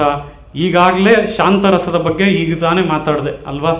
ಸತಾಂ ಅಂತ ಅಂದರೆ ಎಲ್ಲ ಸಾಧುಗಳ ಮಧ್ಯೆ, ಎಲ್ಲ ಭಕ್ತರ ಮಧ್ಯೆ ಶಾಂತರಸವನ್ನು ಯಾವಾಗಲೂ ಹಾಗೇ ಕೊಡ್ತಾ ಇರೋವನು, ಆ ಶಾಂತರಸವನ್ನೇ ನಮ್ಮ ಮೇಲೆ ಬೀರ್ತಾ ಇರೋರು ಅವನ ಒಂದು ಕಟಾಕ್ಷದಿಂದ ಅವನೇ ಲಕ್ಷ್ಮೀ ನರಸಿಂಹಸ್ವಾಮಿ. ಆ ರೀತಿಯಲ್ಲಿ ಆ ಭಕ್ತರ ಒಂದು ಗುಂಪಿನಲ್ಲಿ ಯಾವಾಗಲೂ ಆ ಶಾಂತರಸವನ್ನೇ ತನ್ನ ಕಟಾಕ್ಷದ ಮೂಲಕ ಬೀರ್ತಾ ಇರ್ತಾನೆ. ಅದೇ ರೀತಿಯಲ್ಲಿ ಉಗ್ರಂ ಅಸತ್ ಸಮಾಜ ಅಂತ ಹೇಳಿದ್ರೆ ಅಲ್ಲಿ ಆ ಲಕ್ಷ್ಮೀ ನರಸಿಂಹ ಸ್ವಾಮಿ ಅಸತ್ ಸಮಾಜ, ಈ ಹಿರಣ್ಯಕಶ್ಯಪು ಇಂಥವರ ಒಂದು ಗುಂಪಿನಲ್ಲಿ ಅವನು ಬೀರುವಂತಹ ಇನ್ನೊಂದು ಕಟಾಕ್ಷ ಯಾವುದು ಅಂತ ಅಂದರೆ ಅದು ಮತ್ತೊಂದು ಕಣ್ಣಿನ ಕಟಾಕ್ಷ. ಅದೇ ಯಾವುದು ಅಂತ ಅಂದರೆ ಆ ಸೂರ್ಯ ಸುಡುವಂತಹ ಒಂದು ಕಟಾಕ್ಷ. ಅದೇನೇ ಆ ಅಸತ್ ಸಮಾಜದಲ್ಲಿ ಹಿರಣ್ಯಕಶಿಪು ಅಂತ ರಾವಣಾದಿಗಳು ಇರುವಂತಹ ಆ ಒಂದು ಗುಂಪಿನಲ್ಲಿ ಇಲ್ಲಿ ಆ ಶ್ರೀಮನ್ನಾರಾಯಣ ಬೀರುವಂತಹ ಕಟಾಕ್ಷ ಅಂಥದ್ದು. ಆದ್ದರಿಂದಲೇ ಅವನ ಒಂದು ಕಣ್ಣು ಸೂರ್ಯವಾದರೆ ಮತ್ತೊಂದು ಕಣ್ಣು ಚಂದ್ರ. ಆ ರೀತಿಯಲ್ಲಿ ನಾವೆಲ್ಲೂ ನೋಡೋದಕ್ಕೆ ಸಾಧ್ಯವಿಲ್ಲ. ಒಂದೇ ಸಮಯ ಸೂರ್ಯ ಮತ್ತು ಚಂದ್ರರು ಉದಯಿಸೋದನ್ನು ಎಲ್ಲಿ ನೋಡ್ಬೋದು ಅಂದರೆ ಅವನು ಮೆಲ್ಲಗೆ ಕಣ್ಣನ್ನು ತೆಗೆದು ನಮ್ಮ ಮೇಲೆ ಕಟಾಕ್ಷವನ್ನು ಬೀರ್ದಾಗಲೇ ನೋಡೋದಕ್ಕೆ ಸಾಧ್ಯ. ಆ ರೀತಿಯಲ್ಲಿ ನಾವು ಈ ಸೂರ್ಯ ಚಂದ್ರರನ್ನು ಬೇರೆಲ್ಲಿ ನೋಡ್ಬೋದು ಅಂತ ಅಂದರೆ ರಾಮಾಯಣದಲ್ಲೂ ಆ ಶ್ರೀರಾಮನನ್ನು ವರ್ಣಿಸ್ತಾನೂ ನೋಡ್ಬೋದು. ರಾಮಾಯಣದಲ್ಲಿ ನಾವು ನೋಡ್ತೀವಿ, ಚಂದ್ರಕಾಂತಾನನಂ ರಾಮಂ ಅತೀವ ಪ್ರಿಯ ದರ್ಶನಂ ಅಂತ ಹೇಳಿ ವಾಲ್ಮೀಕಿಗಳು ವರ್ಣನೆ ಮಾಡ್ತಾರೆ. ಇದು ಯಾವಾಗ ಅಂತ ಅಂದರೆ ಆ ಶ್ರೀರಾಮ ಅವನು ಈ ಮಿಥಿಲೆ ನಗರದ ಒಳಗೆ ಹೋಗ್ತಾ ಇದ್ದಾನೆ ವಿಶ್ವಾಮಿತ್ರರೊಡನೆ. ಆ ವಿಶ್ವಾಮಿತ್ರರೊಡನೆ ಶ್ರೀರಾಮ, ಅದರ ಜೊತೆಗೆ ಲಕ್ಷ್ಮಣ ಇದ್ದಾನೆ. ಇವರೆಲ್ಲರೂ ಆ ಅರಮನೆಯ ಒಳಗೆ ಹೋಗ್ತಾ ಇದ್ದಾರೆ ಮಿಥಿಲೆಯಲ್ಲಿ. ಆಗ ಆ ಅರಮನೆಯಲ್ಲಿ ಇರುವಂತಹ ಸೀತೆಯ ಸೇವಕಿಯರೆಲ್ಲ ಇವನನ್ನೇ ನೋಡಿಕೊಂಡು ಅವನನ್ನು ಹೇಗೆ ನೋಡ್ತಾ ಇದ್ದಾರಂತೆ ಅಂತ ಅಂದರೆ ಆ ಚಂದ್ರನನ್ನು ನೋಡಿ ಹೇಗೆ ಎಲ್ಲರೂ ಆನಂದ ಪಡ್ತಾರೋ. ಚಂದ್ರವನ್ನು ನೋಡಿ ಯಾಕೆ ಎಲ್ಲರೂ ಆನಂದ ಪಡ್ತಾರೆ ಅಂದರೆ ಆ ಚಂದ್ರ ಕೊಡುವಂಥದ್ದು ತಂಪಾದ ಕಿರಣಗಳು. ಅಂಥ ತಂಪಾದ ಕಿರಣಗಳಿಂದ ನಮ್ಮ ತರಕಾರಿಗಳಿಗೂ ಒಂದು ನ್ಯೂಟ್ರಿಷಿಯಸ್ ಫ್ಯಾಕ್ಟರ್ ಅಡಗಿದೆ ಅಲ್ವಾ. ಆ ನ್ಯೂಟ್ರಿಷನ್ ಬರುವಂಥದ್ದೇ ಆ ತರಕಾರಿಗಳಿಗೆ ಈ ಚಂದ್ರನ ಒಂದು ಕಿರಣಗಳಿಂದ. ಆ ರೀತಿಯಲ್ಲಿ ಆ ಚಂದ್ರನ ಕಿರಣಗಳು ಬೀಳುತ್ತೆ ಅಂತ ಹೇಳಿ ಅಲ್ಲಿ ಆ ರೀತಿಯಲ್ಲಿ ಚಂದ್ರನ ಕಿರಣ ಬೀಳೋದಕ್ಕಾಗಿಯೇ ಶ್ರೀರಾಮನನ್ನು ಅವರೆಲ್ಲರೂ ಬಿಡದೇ ನೋಡ್ತಾ ಇದ್ದಾರೆ. ಚಂದ್ರಕಾಂತಾನನಂ ರಾಮಂ, ಆ ಚಂದ್ರನಂತೆಯೇ ಇದೆ ಮುಖ ಅಂತ ಹೇಳಿ ಆ ಶ್ರೀರಾಮನನ್ನು ಇಲ್ಲಿ ಹೊಗಳ್ತಾ ಇದ್ದಾರೆ ವಾಲ್ಮೀಕಿಗಳು. ಅದೇ ವಾಲ್ಮೀಕಿಗಳು ಹೀಗೆ ಹೊಗಳಿದ್ರೆ ಅದೇ ಸ್ವಾಮಿ ವೇದಾಂತ ದೇಶಿಕರು ಆ ಶ್ರೀರಾಮನನ್ನು ಹೇಗೆ ಹೊಗಳ್ತಾರೆ ಅಂತ ನೋಡೋದಾದರೆ ದಿನಕರ ಕುಲ ಕಮಲ ದಿವಾಕರ ಅಲ್ವಾ. ಇದನ್ನು ನಾವು ರಘುವೀರ ಗದ್ಯದಲ್ಲಿ ನೋಡ್ತೇವೆ. ದಿನಕರ ಕುಲ ಕಮಲ ದಿವಾಕರ ಅಂದರೆ ಏನು ಅಂದರೆ ಅವರು ಇರುವಂತಹ ಒಂದು ಕುಲ, ಅದು ಯಾವ ಕುಲ ಅಂದರೆ ಸೂರ್ಯವಂಶ ಅಲ್ವಾ. ಇಕ್ಷ್ವಾಕು ವಂಶ, ಸೂರ್ಯವಂಶ. ಈ ಸೂರ್ಯವಂಶದಲ್ಲಿ ಬಂದವನು ನಮ್ಮ ಶ್ರೀರಾಮ. ಶ್ರೀರಾಮ ಸೂರ್ಯವಂಶದಲ್ಲಿ ಬಂದರೂ ಸಹ ಆ ಶ್ರೀರಾಮನನ್ನ ಈಗಾಗಲೇ ಚಂದ್ರಕಾಂತಾನನಂ ರಾಮಂ ಅಂತ ಹೇಳಿ, ಅವನ ಮುಖ ಆ ಚಂದ್ರನಂತೆ ಇದೆ ಅಂತ ಹೇಳಿ, ಅಷ್ಟು ತಂಪಾದ ಕಿರಣಗಳನ್ನು ಅವನು ಬೀರ್ತಾನೆ ಅಂತ ಹೇಳಿ ರಾಮನ ವರ್ಣನೆಯನ್ನು ನೋಡಿದ್ವಿ. ಈಗ ದಿನಕರ ಕುಲ ಕಮಲ ದಿವಾಕರ ಅಂದರೆ ಏನರ್ಥ? ಅವರದು ಸೂರ್ಯವಂಶ. ಈ ಸೂರ್ಯವಂಶ ದಿನಕರ ಕುಲ ಅನ್ನುವಂತಹ ಕಮಲಕ್ಕೆ ಅವನು ಹೇಗಿದ್ದಾನೆ? ಅವನು ಆ ದಿನಕರ ಕುಲ ಅನ್ನುವಂತಹ ಕಮಲಕ್ಕೆ ಅವನು ಸೂರ್ಯವಾಗಿದ್ದಾನೆ. ಕಮಲ ಯಾವಾಗ ಅರಳೋದು? ಸೂರ್ಯ ಬಂದ್ರೇನೆ. ಆ ರೀತಿಯಲ್ಲಿ ಈ ದಿನಕರ ಕುಲ ಅನ್ನುವಂತಹ ಆ ಇಕ್ಷ್ವಾಕು ವಂಶ, ಆ ಸೂರ್ಯ ವಂಶ ಅರಳಿದ್ದೇ ಯಾವಾಗ, ಯಾರಿಂದ ಅಂತ ಅಂದರೆ ಈ ಶ್ರೀರಾಮನಿಂದ. ಆ ಶ್ರೀರಾಮ ಯಾವ ರೀತಿಯಲ್ಲಿ ಸೂರ್ಯನಾಗಿ ಆ ಕುಲದಲ್ಲಿ ಜನಿಸಿದ್ನೋ ಅದರಿಂದಲೇ ಆ ಇಕ್ಷ್ವಾಕು ಕುಲ ಆ ರೀತಿಯಾಗಿ ಅರಳುತು, ಆ ತಾವರೆ ಅರಳುವ ಹಾಗೆ ಅಂತ ಹೇಳಿ ಇಲ್ಲಿ ಸ್ವಾಮಿ ವೇದಾಂತ ದೇಶಿಕರು ತೋರಿಸ್ತಾ ಇದ್ದಾರೆ. ಆ ರೀತಿಯಲ್ಲಿ ನಾವು ಈಗಾಗಲೇ ಅವನ ಒಂದು ಕಣ್ಣು ಸೂರ್ಯವಾದರೆ ಮತ್ತೊಂದು ಕಣ್ಣು ಚಂದ್ರ ಅಂತ ಹೇಳಿ ಇಲ್ಲಿ ಸೂರ್ಯ ಚಂದ್ರರಿಗೆ ಅವನನ್ನು ತೋರಿಸುವಂತಹ ಹೋಲಿಕೆಗಳನ್ನು ಈಗಾಗಲೇ ಬಹಳಷ್ಟು ನೋಡಿದ್ವಿ. ಅದೇ ರೀತಿಯಲ್ಲಿ ಸೂರ್ಯ ಚಂದ್ರ ಅವನ ಕಣ್ಣುಗಳು ಅಂತ ಇನ್ನೆಲ್ಲಿ ನೋಡಬಹುದು ಅಂತ ಅಂದರೆ ತಮಗೆಲ್ಲರಿಗೂ ಚೆನ್ನಾಗಿ ಗೊತ್ತಿರುವಂತಹ ಪ್ರಸಿದ್ಧವಾದ ಒಂದು ಸ್ತೋತ್ರ ವಿಷ್ಣು ಸಹಸ್ರನಾಮ ಅಲ್ವಾ. ಅದರಲ್ಲೂ ಕೂಡ ನಾವು ನೋಡ್ಬೋದು, ಭೂಪಾದೌ ಯಸ್ಯ ನಾಭಿಹಿ ವಿಯದಸುರಲ್ಲ ಚಂದ್ರ ಸೂರ್ಯೌಚ ನೇತ್ರೇ ಅಲ್ವಾ. ಅದರಲ್ಲಿ ಅವನ ನೇತ್ರಗಳು ಚಂದ್ರ ಮತ್ತು ಸೂರ್ಯರು ಅಂತ ಹೇಳಿ ಇಲ್ಲಿ ತೋರಿಸ್ತಾ ಇದ್ದಾರೆ. ಅದು ಮಾತ್ರ ಅಲ್ಲದೆ ನಾವಿಲ್ಲಿ ನೋಡೋದಾದರೆ ಶಂಗಣ್ಣಂತಾನೂ ಗೋದಾದೇವಿ ಹೇಳ್ತಾ ಇದ್ದಾಳೆ ಅವನ ಕಣ್ಣನ್ನು ಅಲ್ವಾ. ಇಲ್ಲಿ ಶಂಗಣ್ಣಂದ್ರೇನು? ಕೆಂಪಾದ ಕಣ್ಣು. ಈ ಕೆಂಪಾದ ಕಣ್ಣು ಹೇಗೆ ಆಗ್ಬೋದು? ಕೆಂಪು ಕಣ್ಣು ಅಂತ ಅಂದರೆ ಅದು ಸ್ವಾಭಾವಿಕವಾಗೂ ಆಗ್ಬೋದು, ಸ್ವಾಭಾವಿಕವಾಗಿ ಅಲ್ಲದೇನೋ ಅದು ಆಗ್ಬೋದು ಅಲ್ವಾ. ನಾವು ಏನೋ ಒಂದು ಇನ್ಫೆಕ್ಷನ್ ಆಗಿನೂ ಕಣ್ಣು ಕೆಂಪಗಾಗ್ಬೋದು, ಇಲ್ಲ ನ್ಯಾಚುರಲ್ಲಾಗಿ ಸ್ವಾಭಾವಿಕವಾಗೂ ಕಣ್ಣು ಕೆಂಪಗಾಗ್ಬೋದು. ನಿದ್ದೆ ಸರಿಯಾಗಿಲ್ಲ ಅದರಿಂದ ಎಲ್ಲ ಕಣ್ಣು ಕೆಂಪಗಾಗ್ಬೋದು, ಅಥವಾ ಯಾವುದೋ ಒಂದು ವ್ಯಾಧಿ ಬಂದರೂ ಕಣ್ಣು ಕೆಂಪಗಾಗ್ಬೋದು. ಇವೆಲ್ಲ ಈ ರೀತಿ ಕಣ್ಣು ಕೆಂಪಗಾಗೋದಕ್ಕೆ ಸಾಧ್ಯ ಇದೆ. ಆ ರೀತಿ ಕೆಂಪಾದ ಕಣ್ಣ ಇವನದ್ದು ಅಂತ ಕೇಳಿದ್ರೆ ಅಲ್ಲ. ಮತ್ತೆ ಕೆಂಪಾದ ಕಣ್ಣು ಅಂದರೆ ಹೇಗಿರಬೇಕು ಅಂತ ಅಂದರೆ ಆಳ್ವಾರರು ತೋರಿಸ್ತಾರೆ ತಮ್ಮ ಒಂದು ಅಮಲನಾದಿ ಪಿರಾನಲ್ಲಿ, ಮಿಳಿರ್ந்து ಶೆವ್ವರಿ ಓಡಿ ನೀಂಡ ಅಪ್ಪೆರಿಯವಾಯ ಕಣ್ಗಳ್ ಅಂತ ಹೇಳಿ ಇಲ್ಲಿ ಆಳ್ವಾರು ತೋರಿಸ್ತಾ ಇದ್ದಾರೆ. ಮಿಳಿರ್ந்து ಶೆವ್ವರಿ ಓಡಿ ಅಂದರೆ ಏನರ್ಥ ಅಂದರೆ ಇಲ್ಲಿ ತಿರುಪ್ಪಾಣಾಳ್ವಾರರು ಆ ನಮ್ಮ ಕಣ್ಣಿನ ಒಳಗೆ ಇರುವಂತಹ ನರಗಳಿರುತ್ತಲ್ಲ ನಮ್ಮ ಕಣ್ಣ ಒಳಗೆ, ಅದು ಮಾತ್ರ ಕೆಂಪಗಿರ್ಬೇಕಂತೆ. ಕಣ್ಣು ಪೂರ್ತಿಯಾಗಿ ಕೆಂಪಗಿರಬಾರ್ದಂತೆ, ಆ ನರಗಳಿರುತ್ತಲ್ಲ ಅದು ಮಾತ್ರ ಕೆಂಪಗಿರ್ಬೇಕಂತೆ. ಅದಲ್ಲದೆ ಈ ಕಣ್ಣು ಹೀಗೆ ಅಗಲವಾಗಿದ್ದು ಹೋಗ್ತಾ ಹೋಗ್ತಾ ಹೋಗ್ತಾ ಚಿಕ್ಕದಾಗಿ ಇಲ್ಲಿವರೆಗೂ ಕಿವಿವರೆಗೂ ಇರಬೇಕಂತೆ. ಈ ರೀತಿಯಾಗಿ ಆ ತಾವರೆ ದಳದ ಹಾಗೆ ಇರುವಂತಹ ಕಣ್ಣುಗಳೇ ಅವನದ್ದು. ಇದೇ ಅವನ ಗುರುತಿನ ಚೀಟಿ ಅಂತ ಹೇಳಿ ನಾವು ಈವನ್ ಆ ಶ್ರೀಮನ್ನಾರಾಯಣ ವರಾಹಸ್ವಾಮಿಯಾಗಿ ಅವತಾರ ಮಾಡಿದಾಗಲೂ ಅವನನ್ನು ಕಂಡು ಹಿಡಿಯೋದಕ್ಕೆ ಕಾರಣವಾಗಿದ್ದೇ ಅವನ ಈ ತಾವರೆ ಕಣ್ಣುಗಳೇ. ಆ ರೀತಿಯಲ್ಲಿ ಯಾವ ಅವತಾರವಾಗಲಿ ಈ ತಾವರೆ ಕಣ್ಣುಗಳು ಅನ್ನುವಂಥದ್ದು ಅವನ ಒಂದು ID ಕಾರ್ಡ್. ಈ ID ಕಾರ್ಡನ್ನು ಯಾವಾಗಲೂ ಅದು ಅವನ ಜೊತೆನೇ ಅವನು ಇಟ್ಕೊಂಡಿರ್ತಾನೆ. ನಾವಾದರೆ ನಮ್ಮ ID ಕಾರ್ಡ್ನ ಎಲ್ಲಾದರೂ ಮರ್ತುಬಿಟ್ಟು ಹೋಗ್ಬೋದು, ಆದರೆ ಈ ID ಕಾರ್ಡನ್ನು ಮರೆಯುವಂಥ ಸಾಧ್ಯತೆ ಇಲ್ಲವೇ ಇಲ್ಲ. ಆ ರೀತಿಯಲ್ಲಿ ನಾವು ಈ ಅವನ ತಾವರೆ ಕಣ್ಣುಗಳೇ ಅವನಿಗೆ ಐಡೆಂಟಿಫಿಕೇಶನ್ ಕಾರ್ಡ್ ಅಂತ ಹೇಳಿ ನೋಡ್ತೀವಿ. ಈಗ ಈ ಮೊದಲನೇ ಪಾಶುರದಲ್ಲಿ ಇಳಂ ಶಿಂಗಂ ಅಂತ ಹೇಳಿ ಆ ಕೃಷ್ಣ ಕುಮಾರನಾಗಿದ್ದರೂ ಕೂಡ, ಸಣ್ಣ ವಯಸ್ಸಿನವನಾಗಿದ್ದರೂ ಕೂಡ ಅವನನ್ನು ಇಲ್ಲಿ ನರಸಿಂಹಸ್ವಾಮಿ ಅಂತ ಹೇಳಿ ಗೋದಾದೇವಿ ಹಾಡ್ತಾ ಇದ್ದಾಳೆ. ಅದೇ ರೀತಿ ನಾವು ನರಸಿಂಹಸ್ವಾಮಿಯನ್ನು ಬೇರೆ ಯಾವ ಪಾಶುರದಲ್ಲಿ ನೋಡ್ಬೋದು ಅಂದರೆ ಅದು 13ನೇ ಪಾಶುರ. ಪುಳ್ಳಿನ್ವಾಯ್ ಕೀಂಡಾನೈ ಪೊಲ್ಲಾ ಅರಕ್ಕನೈ ಕಿಳ್ಳಿಕ್ಕಳೆಯಿಂದಾನೈ ಕೀರ್ತಿಮೈ ಪಾಡಿಪ್ಪೋಯ್ ಅಂತ ಹೇಳಿ ಈ ಪಾಶುರದಲ್ಲಿ ನಾವು ಈಗಾಗಲೇ ಇದಕ್ಕೆ ಅರ್ಥಗಳನ್ನು ಶ್ರೀರಾಮನಿಗೂ ಮತ್ತು ಶ್ರೀಕೃಷ್ಣನಿಗೂ ತಿರುಪ್ಪಾವೈ ಉಪನ್ಯಾಸದಲ್ಲಿ ಆಂಡಾಳ್ ಮಂದಿರದಲ್ಲಿ ಅನುಭವಿಸಿದ್ದೇವೆ. ಈಗ ಶ್ರೀರಾಮ ಅಥವಾ ಶ್ರೀಕೃಷ್ಣನಿಗೆ ಇದನ್ನು ಅನ್ವಯ ಮಾಡಿ ಹೇಳೋದಿಲ್ಲ, ಲಕ್ಷ್ಮೀ ನರಸಿಂಹಸ್ವಾಮಿಗೆ ಅನ್ವಯ ಮಾಡಿ ಹೇಳ್ತೇನೆ. ಆ ರೀತಿಯಲ್ಲಿ ನಮ್ಮ ಆಚಾರ್ಯರು ಇದಕ್ಕೆ ಶ್ರೀರಾಮನಿಗೂ ಅನ್ವಯ ಮಾಡಿ ತೋರಿಸಿದ್ದಾರೆ, ಶ್ರೀಕೃಷ್ಣನಿಗೂ ಅನ್ವಯ ಮಾಡಿ ತೋರಿಸಿದ್ದಾರೆ, ನರಸಿಂಹಸ್ವಾಮಿಗೂ ಅನ್ವಯ ಮಾಡಿ ತೋರಿಸಿದ್ದಾರೆ. ಇಲ್ಲಿ ನರಸಿಂಹಸ್ವಾಮಿಗೆ ಇದು ಯಾವ ರೀತಿ ಅನ್ವಯ ಅಂತ ನೋಡಿದ್ರೆ, ಪುಳ್ಳಿನ್ವಾಯ್ ಕೀಂಡಾನೈ ಅಂದರೆ ಏನರ್ಥ? ಒಂದು ಪಕ್ಷಿ, ಆ ಪಕ್ಷಿಯ ಬಾಯನ್ನು ಸೀಳ್ದ, ಆ ಪಕ್ಷಿಯನ್ನು ಅದರ ಮೂಲಕ ಸಂಹಾರ ಮಾಡ್ದ ಅನ್ನುವಂಥದ್ದು ಅರ್ಥ ಅಲ್ವಾ?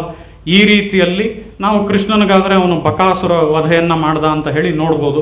ನರಸಿಂಹ ಯಾವ ಪಕ್ಷಿಯ ವಧೆಯನ್ನು ಮಾಡ್ದ ಅಲ್ವಾ? ಈ ಒಂದು ಪ್ರಶ್ನೆ ನಮಗೆ ಬಂದೇ ಬರುತ್ತೆ. ನರಸಿಂಹ ವಧೆ ಮಾಡಿದ್ದು ಪೊಲ್ಲಾರಕ್ಕನ್ನು ಅವನೊಬ್ಬನೇ ಹಿರಣ್ಯಕಶಿಪು, ಆದರೆ ಯಾವ ಪಕ್ಷಿಯ ವಧೆಯನ್ನು ನರಸಿಂಹಸ್ವಾಮಿ ಮಾಡ್ದ? ನಾವೆಲ್ಲೂ ಕೇಳಿಲ್ವಲ್ಲ, ನಮಗೆಲ್ಲೂ ಗೊತ್ತಿಲ್ವಲ್ಲ ಅಂತ ಅಂದರೆ ಇದಕ್ಕೂ ನಮ್ಮ ಆಚಾರ್ಯರು ಉತ್ತರವನ್ನು ತೋರಿಸಿದ್ದಾರೆ.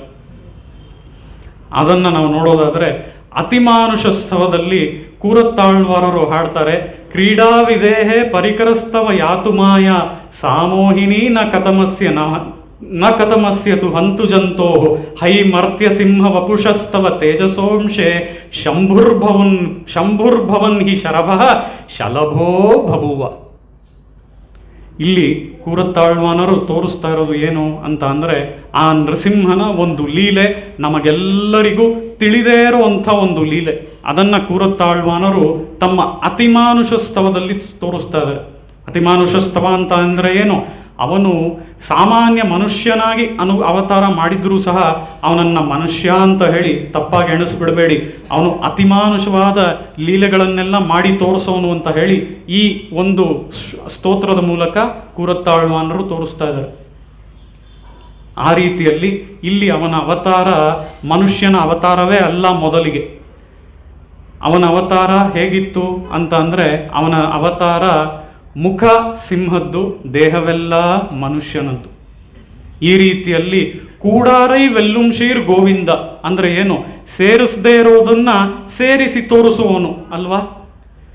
ಆ ರೀತಿಯಲ್ಲಿ ಈ ಮನುಷ್ಯನ ದೇಹ, ಸಿಂಹದ ಮುಖ ಲೋಕದಲ್ಲೆಲ್ಲಾದರೂ ಸೇರುತ್ತಾ?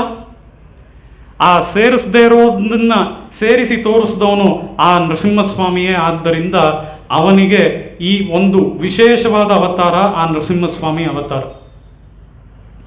ಆ ರೀತಿಯಲ್ಲಿ ನಾವು ಇವತ್ತು ನೋಡೋದಾದರೆ ಆ ನರಸಿಂಹಸ್ವಾಮಿಯ ಒಂದು ಲೀಲೆಯನ್ನು ಇಲ್ಲಿ ಕೂರತ್ತಾಳ್ವಾನರು ಹಾಡಿ ತೋರಿಸ್ತಾ ಇದ್ದಾರೆ. ಈ ಲೀಲೆಯ ಬಗ್ಗೆ ನಾವು ಅಷ್ಟಾಗಿ ಕೇಳಿರೋದಕ್ಕೆ ಸಾಧ್ಯವಿಲ್ಲ, ನಿಮಗೆ ಯಾರ್ದಾದರೂ ತಿಳಿದಿದ್ರೆ ಸಂತೋಷ. ಆ ರೀತಿಯಲ್ಲಿ ಕ್ರೀಡಾವಿಧೇಹೇ ಪರಿಕರಸ್ತವ ಯಾತು ಮಾಯ ಅಂತ ಹೇಳಿದರೆ, ಇಲ್ಲಿ ಕೂರತ್ತಾಳ್ವಾನರು ತೋರಿಸ್ತಾ ಇರೋದು ಏನು ಅಂದರೆ, ಆ ನರಸಿಂಹಸ್ವಾಮಿ ಈ ರೀತಿ ಹಿರಣ್ಯಕಶಿಪುವಿನ ವಧೆ ಎಲ್ಲ ಆಯಿತು. ಹೀಗಿರುವಂಥ ಒಂದು ಸಮಯದಲ್ಲಿ ಆ ಪರಮಶಿವನಿಗೆ ಒಂದು ಸಮಯ ಬುದ್ಧಿ ಹೇಗೇಗೋ ಹೋಯ್ತಂತೆ. ಬುದ್ಧಿ ಹೇಗೇಗೋ ಹೋಗಿ ಅವನು ಏನು ಮಾಡಿದ ಅಂತ ಅಂದರೆ, ಆ ಬುದ್ಧಿ ಹೇಗಾದರೂ ಈ ರೀತಿಯೆಲ್ಲ ಹೋಯಿತು ಅಂತ ಅಂದರೆ, ಅದರಲ್ಲೂ ತನ್ನ ಒಳಗೆ ಒಂದು ದರ್ಪ ಬಂತು ಅಂತ ಅಂದರೆ ಮತ್ತೊಬ್ಬರನ್ನು ಗೌರವಿಸುವಂಥ ಒಂದು ಬುದ್ಧಿನೇ ಬರೋಲ್ಲ ಎದುರುಗಡೆ ಇರೋರನ್ನ. ಹೀಗಿರಬೇಕಾದ್ರೆ ಅದು ಶ್ರೀಮನ್ನಾರಾಯಣ ಆಗಿರಲಿ, ಯಾರು ಬೇಕಾದರೂ ಆಗಿರಲಿ, ಗೌರವಿಸುವಂಥ ಬುದ್ಧಿ ಹೊಟ್ಟೋಗುತ್ತೆ ದರ್ಪ ಬಂದಾಗ. ಆಗ ಏನು ಮಾಡ್ತೀವಿ? ಅವರನ್ನು ನಾವು ಒಪ್ಕೊಳ್ಳಲ್ಲ, ಅವರನ್ನು ತಿರಸ್ಕಾರ ಮಾಡ್ತೀವಿ, ಅವರನ್ನು ಪರೀಕ್ಷೆ ಮಾಡಬೇಕು ಅನ್ನೋಂಥ ಇಂಥ ಬುದ್ಧಿಗಳೆಲ್ಲ ನಮಗೆ ಬರುತ್ತೆ. ಈ ರೀತಿಯಾಗಿ ಆ ದರ್ಪ ಬಂದಂತಹ ಒಂದು ಸಮಯ ಆ ಪರಮಶಿವನಿಗೆ. ಅವನು ಆಗ ಏನು ಮಾಡ್ತಾನೆ ಅಂತ ಅಂದರೆ, ಅವನು ಒಂದು 8 ಕಾಲುಗಳುಳ್ಳ ಮತ್ತು ದೊಡ್ಡ ದೊಡ್ಡ 2 ರೆಕ್ಕೆಗಳುಳ್ಳ ಒಂದು ಪಕ್ಷಿ, ಆ ಪಕ್ಷಿಯ ವೇಷವನ್ನು ಅವನು ಧರಿಸ್ಕೊಳ್ತಾನೆ. ಆ ಪಕ್ಷಿಯ ವೇಷದಲ್ಲಿ ಅವನು ನರಸಿಂಹಸ್ವಾಮಿಯ ಬಳಿ ಹೋಗ್ತಾನೆ. ಆ ರೀತಿಯಲ್ಲಿ ಇಲ್ಲಿ ಅವನು ಶರಭ ಅಂತ ಅಂದರೆ ಆ 8 ಕಾಲಿನ ಪಕ್ಷಿ. ಈ 8 ಕಾಲಿನ ಪಕ್ಷಿಯಾಗಿ ನರಸಿಂಹಸ್ವಾಮಿಯ ಬಳಿ ಅವನು ಹೋಗ್ತಾನೆ. ಯಾವುದಕ್ಕೆ? ಆ ನರಸಿಂಹಸ್ವಾಮಿಯ ಬಳಿ ಯುದ್ಧವನ್ನು ಮಾಡೋದಕ್ಕೆ ಅವನ ಒಂದು ಮುಖಾಮುಖಿಗಾಗಿ ಹೋಗ್ತಾನೆ.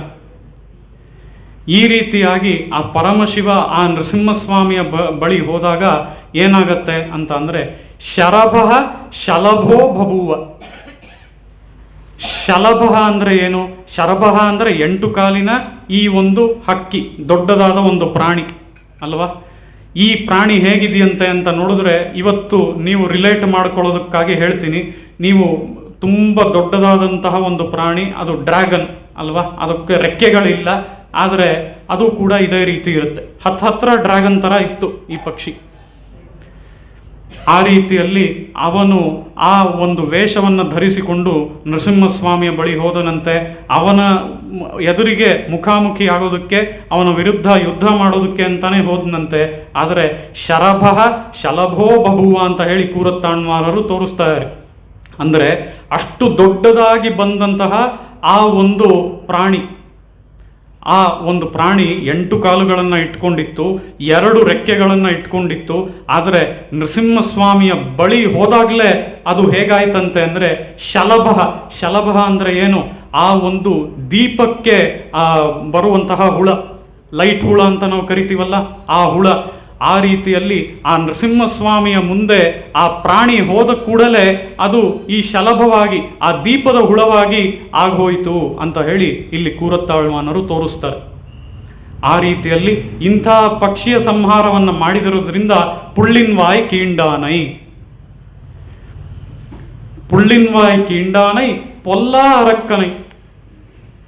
ಪೊಲ್ಲಾ ಅರಕ್ಕನ್ ನಿಮ್ಮ ಎಲ್ಲರಿಗೂ ಗೊತ್ತು, ಆ ಹಿರಣ್ಯಕಶಿಪು ಅಲ್ವಾ.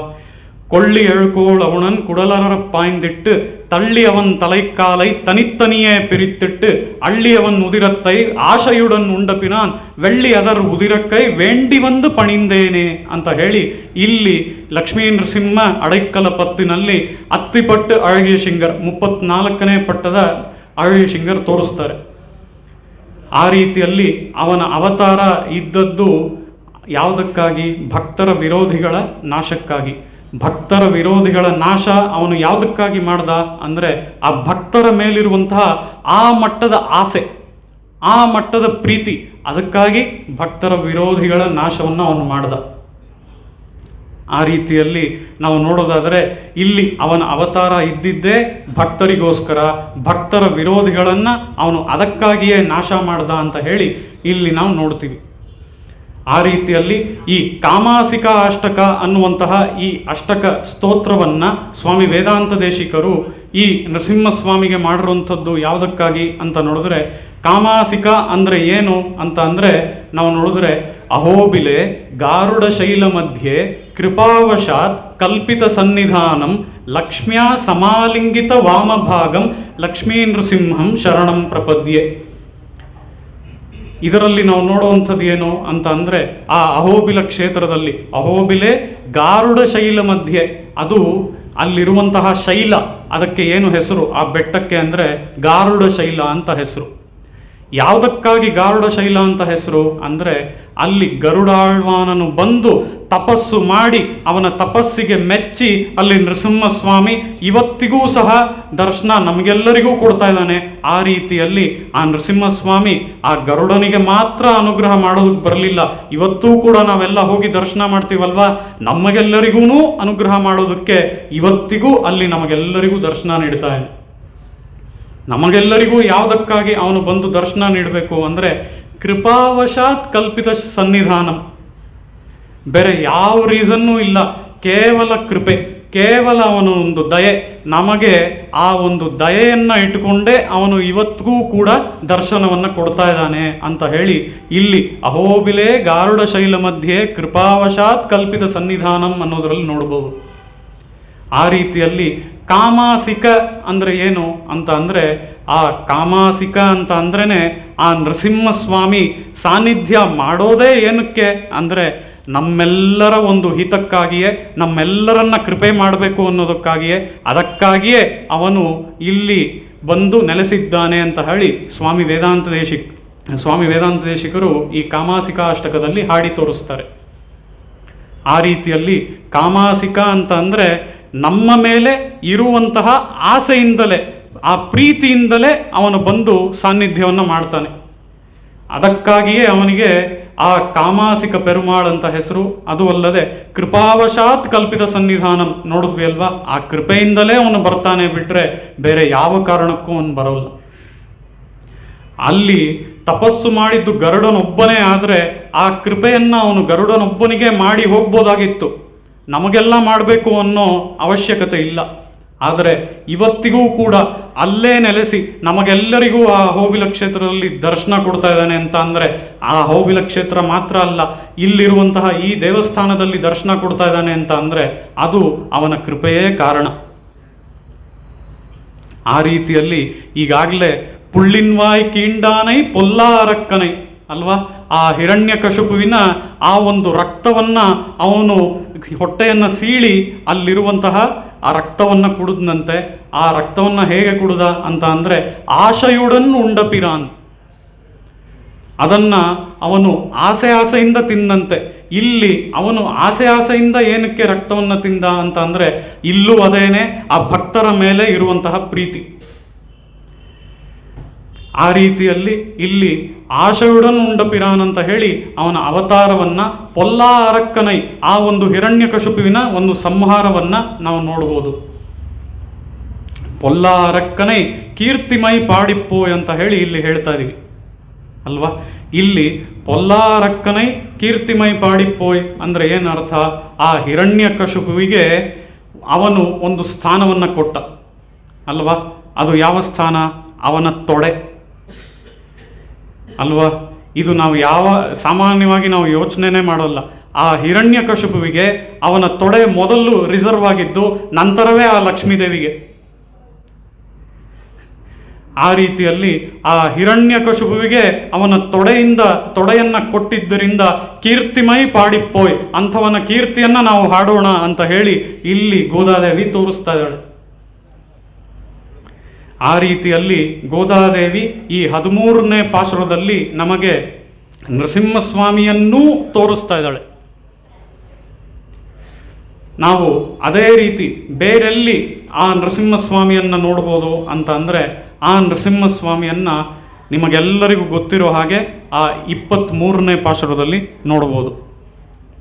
ಈ 23ನೇ ಪಾಶುರವನ್ನು ನೋಡೋದಕ್ಕೂ ಮುಂಚೆ, ಈ ನರಸಿಂಹಸ್ವಾಮಿಗೆ ಹೋಗೋದಕ್ಕೂ ಮುಂಚೆ ಶ್ರೀರಾಮ ಕೃಷ್ಣರಾಗಿ ಅವರು ಹೇಗೆ ಸಿಂಹರಾಗಿದ್ದರು ಅನ್ನೋದನ್ನು ನೋಡಿಕೊಂಡು ಆ ನರಸಿಂಹಸ್ವಾಮಿಯ ಬಗ್ಗೆ ನೋಡೋಣ. ಶ್ರೀರಾಮನನ್ನು ತಗೊಂಡ್ರೆ ಅವನು ರಾಘವ ಸಿಂಹ ಅಲ್ವಾ. ಅದೇ ರೀತಿಯಲ್ಲಿ ಶ್ರೀಕೃಷ್ಣನನ್ನು ತಗೊಂಡ್ರೆ ಅವನು ಯಾದವ ಸಿಂಹ. ಈ ರೀತಿಯಾಗಿ ಶ್ರೀರಾಮ ಮತ್ತು ಕೃಷ್ಣರು ಯಾವಾಗ ರಾಘವ ಸಿಂಹರಾಗಿಯೂ ಯಾದವ ಸಿಂಹರಾಗಿಯೂ ನಮಗೆ ದರ್ಶನ ಕೊಟ್ಟರು, ನಮಗೆ ಕಾಣಿಸ್ಕೊಳ್ತಾರೆ ಅನ್ನೋದನ್ನು ನಾವು ನೋಡೋದಾದರೆ ಅದಕ್ಕೆ ನಾವು ಒಂದು ಪಾಶುರ ಅಂತ ಅಂದರೆ ಈ ಮಾರಿಮಲೈ ಮೊಳಂಜಿಲ್ ಅನ್ನೋದನ್ನು ನೋಡಿದ್ರೆ ಇದು ಅವರಿಗೂ ಅನ್ವಯ, ಆ ರಾಘವ ಸಿಂಹನಿಗೂ ಅನ್ವಯ, ಆ ಯಾದವ ಸಿಂಹನಿಗೂ ಅನ್ವಯ. ಆ ರೀತಿಯಲ್ಲಿ ಈ ಪಾಶುರವನ್ನು ನೋಡೋದಕ್ಕೆ ಮುಂಚೆ ಯಾದವ ಸಿಂಹನಾಗಿ ಅವನು ಎಲ್ಲಿ ನಮಗೆ ದರ್ಶನ ಕೊಟ್ಟ ಅಂತ ನೋಡೋದಾದರೆ ಅದಕ್ಕೂ ಒಂದು ಸಣ್ಣ ಸನ್ನಿವೇಶವನ್ನು ನೋಡೋಣ. ಅದು ಮಹಾಭಾರತದ ಯುದ್ಧ ಸನ್ನಿವೇಶ. ಈ ಯುದ್ಧ ನಡೆಯುವಂಥ ಸಮಯದಲ್ಲಿ ಮಹಾಭಾರತದಲ್ಲಿ ಆ ಯುದ್ಧಕ್ಕೂ ಮುಂಚೆಯೇ ಅಲ್ಲಿರುವಂತಹ ಭೀಷ್ಮರು ಒಂದು ಪ್ರತಿಜ್ಞೆಯನ್ನು ತಗೊಂಡಿರ್ತಾರೆ. ಅದಕ್ಕೆ ಮುಂಚೆಯೇ ಶ್ರೀಕೃಷ್ಣ ಇನ್ನೊಂದು ಪ್ರತಿಜ್ಞೆಯನ್ನು ತಗೊಂಡಿರ್ತಾನೆ. ಆ ಶ್ರೀಕೃಷ್ಣ ತಗೊಂಡಿರುವಂಥ ಪ್ರತಿಜ್ಞೆ ಏನು ಅಂತ ಅಂದರೆ, ನಾನು ಈ ಯುದ್ಧದಲ್ಲಿ ಭಾಗವಹಿಸ್ತೀನಿ, ಆದರೆ ಯಾವುದೇ ಆಯುಧಗಳನ್ನು ತಗೊಳ್ಳೋದಿಲ್ಲ. ಭಾಗವಹಿಸ್ತೀನಿ ಅಂತ ಅಂದರೆ ನಾನು ಯುದ್ಧ ಮಾಡ್ತೇನೆ ಅನ್ನೋ ಅರ್ಥ ಅಲ್ಲ. ನಾನು ಯುದ್ಧ ಭೂಮಿಗೆ ಬರ್ತೇನೆ, ಆದರೆ ನಾನು ಹೇಗೆ ಬರ್ತೀನಿ, ಏನಾಗಿ ಬರ್ತೀನಿ ಅದೆಲ್ಲ ಆಮೇಲಿನ ವಿಷಯ. ಆದರೆ ಯಾವುದೇ ಕಾರಣಕ್ಕೂ ನಾನು ಆಯುಧವನ್ನು ತಗೊಳ್ಳೋದಿಲ್ಲ ಅಂತ ಹೇಳಿ ಆ ಶ್ರೀಕೃಷ್ಣ ಪ್ರತಿಜ್ಞೆ ಮಾಡ್ತಾನೆ. ಅದೇ ರೀತಿಯಲ್ಲಿ ಇಲ್ಲಿ ಭೀಷ್ಮರು ಪ್ರತಿಜ್ಞೆ ಮಾಡ್ತಾರೆ, ನಾನು ಹೇಗಾದರೂ ಮಾಡಿ ಅವನನ್ನು ಆಯುಧ ಎತ್ತೋ ಹಾಗೆ ಮಾಡ್ತೀನಿ ಅಂತ ಹೇಳಿ ಅವರು ಪ್ರತಿಜ್ಞೆ ಮಾಡ್ತಾರೆ. ಈ ರೀತಿಯಲ್ಲಿ ಇಬ್ಬರ ಪ್ರತಿಜ್ಞೆಗಳು ಇದೆ. ಒಂದು ಆ ಪರಮಾತ್ಮನ ಪ್ರತಿಜ್ಞೆ, ಇನ್ನೊಂದು ಅದಕ್ಕೆ ವಿರುದ್ಧವಾಗಿ ಆ ಭೀಷ್ಮರ ಪ್ರತಿಜ್ಞೆ. ಇವರಿಬ್ಬರ ಪ್ರತಿಜ್ಞೆ ಹೀಗಿರಬೇಕಾದರೆ ಸತ್ಯಂ ವಿಧಾತುಂ ನಿಜಭೃತ್ಯ ಭಾಷಿತುಂ ಅಂತ ಹೇಳಿ ಆ ನರಸಿಂಹಸ್ವಾಮಿಯ ಅವತಾರವೇ ಏನಕ್ಕಾಯಿತು ಅಂತ ನೋಡಿದ್ರೆ ಆ ಪ್ರಹ್ಲಾದನ ಪ್ರಾರ್ಥನೆ ನಿಜ ಆಗಬೇಕು ಅಂತ ಹೇಳಿ, ಜಯ ವಿಜಯರ ಪ್ರಾರ್ಥನೆ ನಿಜ ಆಗಬೇಕು ಅಂತ ಹೇಳಿ, ಸನಕ ಸನಂದಾದಿಗರ ಒಂದು ಶಾಪ ನಿಜವಾಗಬೇಕು ಅಂತ ಹೇಳಿ, ಆ ಬ್ರಹ್ಮನ ಒಂದು ವರ ನಿಜವಾಗಬೇಕು ಅಂತ ಹೇಳಿ ಆ ನರಸಿಂಹಸ್ವಾಮಿಯ ಅವತಾರವಾಗತ್ತೆ ಅಲ್ಲವಾ? ಅದೇ ರೀತಿಯಲ್ಲಿ ಇಲ್ಲಿ ಶ್ರೀಕೃಷ್ಣನನ್ನ ಕೋಪಗೊಳಿಸಿದವನು ಯಾರು ಅಂತ ಅಂದರೆ ಎದುರಲ್ಲಿರುವಂಥ ಭೀಷ್ಮರು. ಅವರು ಹೇಗೆ ಕೋಪಗೊಳಿಸಿದ್ರು ಅಂದರೆ ಆ ಅರ್ಜುನನಿಗೆ ಬಾಣಗಳ ಸುರಿಮಳೆ ಮಾಡಿ ಅವನ ಮೈಯಲ್ಲಿ ಅಲ್ಲಲ್ಲೇ ಗಾಯಗಳನ್ನು ಮಾಡಿಟ್ಬಿಟ್ರು ಆ ಭೀಷ್ಮರು. ಹೀಗಿರುವಂಥ ಸಮಯದಲ್ಲಿ ಆ ಕೃಷ್ಣನಿಗೆ ಬಂತು ನೋಡಿ ಕೋಪ. ಆ ಕೃಷ್ಣ ಏನು ಮಾಡ್ದ ಅಂತ ಅಂದರೆ, ಈಗ ತಾನೇ ನೋಡಿದ್ವಿ ಅಲ್ವಾ ಯಾವ ರೀತಿಯಲ್ಲಿ ಆ ನರಸಿಂಹಸ್ವಾಮಿಯ ಅವತಾರವಾಯಿತೋ, ಯಾವ ರೀತಿಯಲ್ಲಿ ಅವರ ಮಾತುಗಳನ್ನೆಲ್ಲ, ಜಯ ವಿಜಯರ ಮಾತುಗಳು ಹಾಗೂ ಆ ಪ್ರಹ್ಲಾದನ ಪ್ರಾರ್ಥನೆ ಇದನ್ನೆಲ್ಲ ನಿಜ ಮಾಡೋದಕ್ಕೆ ಆ ನರಸಿಂಹಸ್ವಾಮಿಯ ಅವತಾರವಾಯಿತು.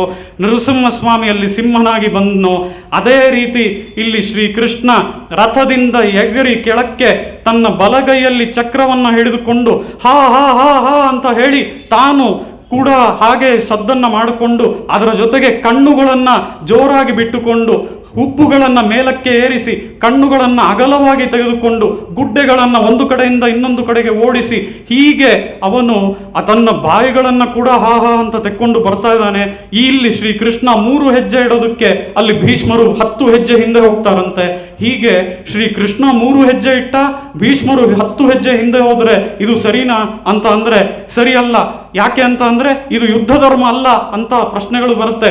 ಆದರೆ ಭೀಷ್ಮರು ಹೇಳ್ತಾರೆ, ನಿಮ್ಮ ಯುದ್ಧ ಧರ್ಮ ಆಗಲಿ ಬೇರೆ ಏನಾದರೂ ಆಗಲಿ, ನಾನಿಲ್ಲಿ ಯುದ್ಧ ಧರ್ಮ ನೋಡ್ತಾ ಇಲ್ಲ, ನನಗೇನು ಯುದ್ಧ ಧರ್ಮ ಗೊತ್ತಿಲ್ವಾ, ಆದರೆ ನಾನು ಆ ಶ್ರೀ ಕೃಷ್ಣನ ದರ್ಶನವನ್ನು ಮಾಡೋದಕ್ಕೆ 10 ಹೆಜ್ಜೆಗಳು ಹಿಂದೆ ಹೋದ್ನೆ ಹೊತ್ತು ಬೇರೆ ಯಾವುದಕ್ಕೂ ಅಲ್ಲ ಅಂತ ಹೇಳಿ ಇಲ್ಲಿ ಆ ಸಿಂಹ ಗುಹೆಯಿಂದ ಹೊರಗೆ ಬರಬೇಕಾದ್ರೆ ಯಾವ ರೀತಿ ಬಂತೋ ಆ ರೀತಿಯಲ್ಲಿ ಇಲ್ಲಿ ಅವನೂ ಕೂಡ ಬಂದ ಅಂತ ಹೇಳಿ ಇಲ್ಲಿ ಭೀಷ್ಮರು ತಮ್ಮ ಕೊನೆಯ ಸಮಯದಲ್ಲಿ ಸ್ವನಿಗಮೋಪಹಾಯ ಮತ್ಪ್ರತಿಜ್ಞಾ ಮೃತಮಧಿಕರ್ತುಂ ಅವಪ್ಲುತೋ ರಥಸ್ಥಃ ಅಂತ ಹೇಳಿ ಭೀಷ್ಮ ಸ್ತುತಿಯಲ್ಲಿ ಹಾಡಿ ತೋರಿಸ್ತಾರೆ.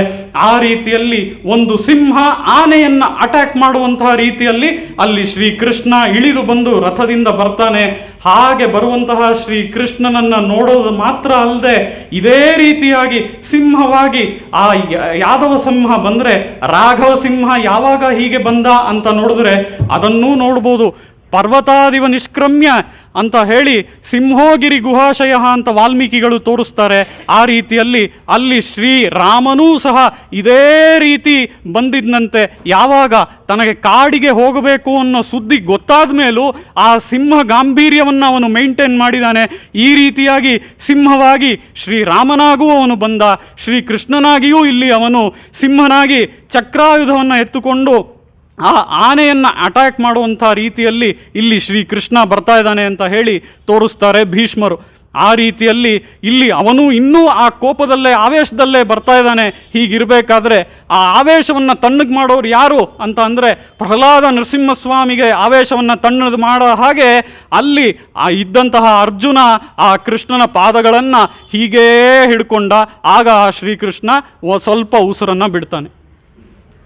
ಆ ರೀತಿಯಲ್ಲಿ ಆ ಶ್ರೀಕೃಷ್ಣ ಉಸಿರನ್ನು ಬಿಟ್ಟು ರಿಲ್ಯಾಕ್ಸ್ ಮಾಡ್ಕೊಳ್ತಾನೆ. ಆದರೂ ಸಹ ಅವನ ಮನಸ್ಸು ಇನ್ನೂ ಇಳಿಲಿಲ್ಲ. ಆಗ ಅರ್ಜುನ ಬೇಡ್ಕೊಂಡು ಕೇಳ್ಕೊಳ್ತಾನೆ, ದಯವಿಟ್ಟು ನೀನು ಏನೂ ಮಾಡಬೇಡ ಭೀಷ್ಮರಿಗೆ ಅಂತ ಹೇಳಿ ಬೇಡ್ಕೊಂಡು ಕೇಳ್ಕೊಂಡಾಗ ಆ ಶ್ರೀಕೃಷ್ಣ ತಂಪಗಾಗ್ತಾನೆ ಅಂತ ನೋಡ್ತೀವಿ. ಇಲ್ಲಿ ಏನು ಈ ಯಾವುದಕ್ಕಾಗಿ ಇದನ್ನು ನಾವು ನೋಡಿದ್ವಿ ಅಂತ ಅಂದರೆ ಸ್ವನಿಗಮಮಪಹಾಯ ಮತ್ಪ್ರತಿಜ್ಞಾಂ ಋತಮಧಿಕರ್ತುಂ ಅವಪ್ಲುತೋ ರಥಸ್ಥಃ ಅಂತ ಹೇಳಿ ಭೀಷ್ಮ ಸ್ತುತಿಯಲ್ಲಿ ಭೀಷ್ಮರು ಹಾಡುವಂಥ ರೀತಿಯಲ್ಲಿ ತನ್ನ ಒಂದು ಪ್ರತಿಜ್ಞೆ ಏನೇ ಇದ್ದರೂ ಸರಿ, ಆ ಒಂದು ಪ್ರತಿಜ್ಞೆ ಭಕ್ತರ ಪ್ರತಿಜ್ಞೆಗೆ ವಿರೋಧವಾಗಿದ್ದರೂ ಸರಿ, ಆ ಭಕ್ತರ ಪ್ರತಿಜ್ಞೆಯನ್ನು ನೆರವೇರಿಸೋದಕ್ಕಾಗಿ ತನ್ನ ಪ್ರತಿಜ್ಞೆಯನ್ನೇ ಅವನು ಹಾಳು ಮಾಡಿಕೊಳ್ತಾನೆ, ತನ್ನ ಪ್ರತಿಜ್ಞೆಯನ್ನು ಅವನು ಮೀರ್ತಾನೆ ಅಂತ ಹೇಳಿ ಇಲ್ಲಿ ಇದರ ಮೂಲಕ ರಾಘವ ಸಿಂಹನಾಗಿಯೂ ಯಾದವ ಸಿಂಹನಾಗಿಯೂ ಅವನು ಹೇಗೆ ನಮಗೆ ದರ್ಶನವನ್ನು ಕೊಟ್ಟ ಅನ್ನೋದನ್ನು ನಾವು ನೋಡ್ಬೋದು. ಆ ರೀತಿಯಲ್ಲಿ ಇಲ್ಲಿ ರಾಘವ ಸಿಂಹರಾಗಲಿ ಯಾದವ ಸಿಂಹರಾಗಲಿ ಅವರೆಲ್ಲರೂ ನಮ್ಮ ಈ ಲಕ್ಷ್ಮೀ ನರಸಿಂಹಸ್ವಾಮಿಯೇ, ಬೇರೆ ಯಾರೂ ಅಲ್ಲ. ಆ ರೀತಿಯಲ್ಲಿ ನಾವು ಇವತ್ತು ನೋಡೋದಾದರೆ ಈ ಭೀಷ್ಮ ಸ್ತುತಿಯಲ್ಲಿ ನಮಗೆ ಆ ಭೀಷ್ಮರು ತೋರಿಸುವಂಥದ್ದು ಏನು ಅಂತ ಅಂದರೆ, ಅವರು ಆ ರೀತಿಯಾಗಿ 10 ಹೆಜ್ಜೆಗಳು ಹಿಂದೆ ಹೋಗಿದ್ದು ಏನಕ್ಕೆ ಅಂದರೆ ಆ ಶ್ರೀಕೃಷ್ಣನ ದರ್ಶನವನ್ನು ಮಾಡೋದಕ್ಕೆ ಹೊತ್ತು. ಯುದ್ಧ ಧರ್ಮ ಅವ್ರಿಗೆ ಗೊತ್ತಿಲ್ಲ ಅಂತ ಅಲ್ಲ, ಯುದ್ಧದಲ್ಲಿ ಹಿಂದೆ ಹೋಗಬಾರ್ದು ಅನ್ನೋದು ಅವ್ರಿಗೆ ಗೊತ್ತಿಲ್ಲ ಅಂತ ಅಲ್ಲ, ಆ ಶ್ರೀಕೃಷ್ಣನ ದರ್ಶನ ಮಾಡೋದಕ್ಕಾಗಿ. ಅದೇ ರೀತಿಯಲ್ಲಿ ಧೃತರಥ ಚರಣೋಭ್ಯ ಯಾಚ್ಚಲದ್ಗುಹು ಹರಿರಿವ ಹಂತುಮಿಭಂ ಗತೋತ್ತರೀಯ ಅಂದರೆ ಒಂದು ಆನೆಯನ್ನು ಅಟ್ಯಾಕ್ ಮಾಡೋದಕ್ಕೆ ಒಂದು ಸಿಂಹ ಹೇಗೆ ಹೋಗುತ್ತೋ ಆ ರೀತಿಯಲ್ಲಿ ಹರಿರಿವ ಹಂತುಮಿಭಂ ಗತೋತ್ತರೀಯ ಆ ರೀತಿಯಲ್ಲಿ ಶ್ರೀಕೃಷ್ಣ ಹೋದನಂತೆ. ಹಾಗೆ ಹೋಗಬೇಕಾದ್ರೆ ಏನಾಯ್ತಂತೆ, ಅವನ ಉತ್ತರೀಯ ಹಾಗೆ ಕೆಳಗೆ ಬಿದ್ದೋಯ್ತಂತೆ. ಈ ಉತ್ತರೀಯ ಬಿದ್ದೋಗೋದ್ ಬಗ್ಗೆ ಎಲ್ಲ ಏನಕ್ಕೆ ಹೇಳಬೇಕು ಅಂತ ಪ್ರಶ್ನೆ ಬರ್ಬೋದು. ಆದರೆ ಇದು ಕೂಡ ಒಂದು ಮುಖ್ಯವಾದ ಅಂಶವನ್ನು ತೋರಿಸುತ್ತೆ ಅಂತ ನಮ್ಮ ಆಚಾರ್ಯರು ತೋರಿಸ್ತಾರೆ. ಅದರ ಪ್ರಕಾರ ಆ ಉತ್ತರೀಯ ಬಿದ್ದಿದ್ದನ್ನೂ ಕೂಡ ಗೊತ್ತಿಲ್ಲದೆ ಹಾಗೇ ಶ್ರೀಕೃಷ್ಣ ಮುಂದಕ್ಕೆ ಹೋದನಂತೆ.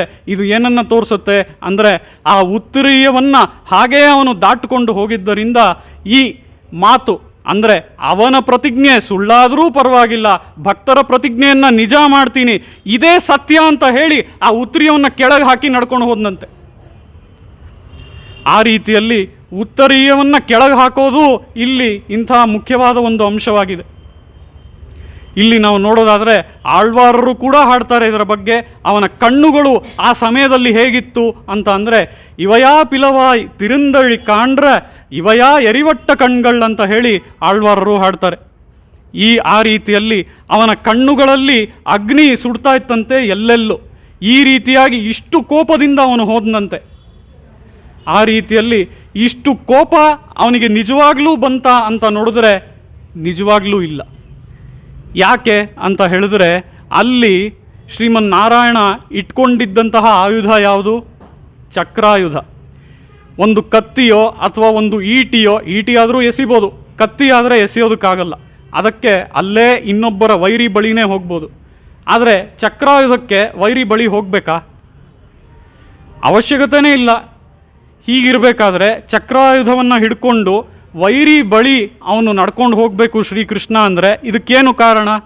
ಆ ಭಕ್ತನ ಪ್ರತಿಜ್ಞೆಯನ್ನು ನಿಜ ಮಾಡೋದಕ್ಕಾಗಿಯೇ ಶ್ರೀಕೃಷ್ಣ ಹೋಗಿದ್ದು.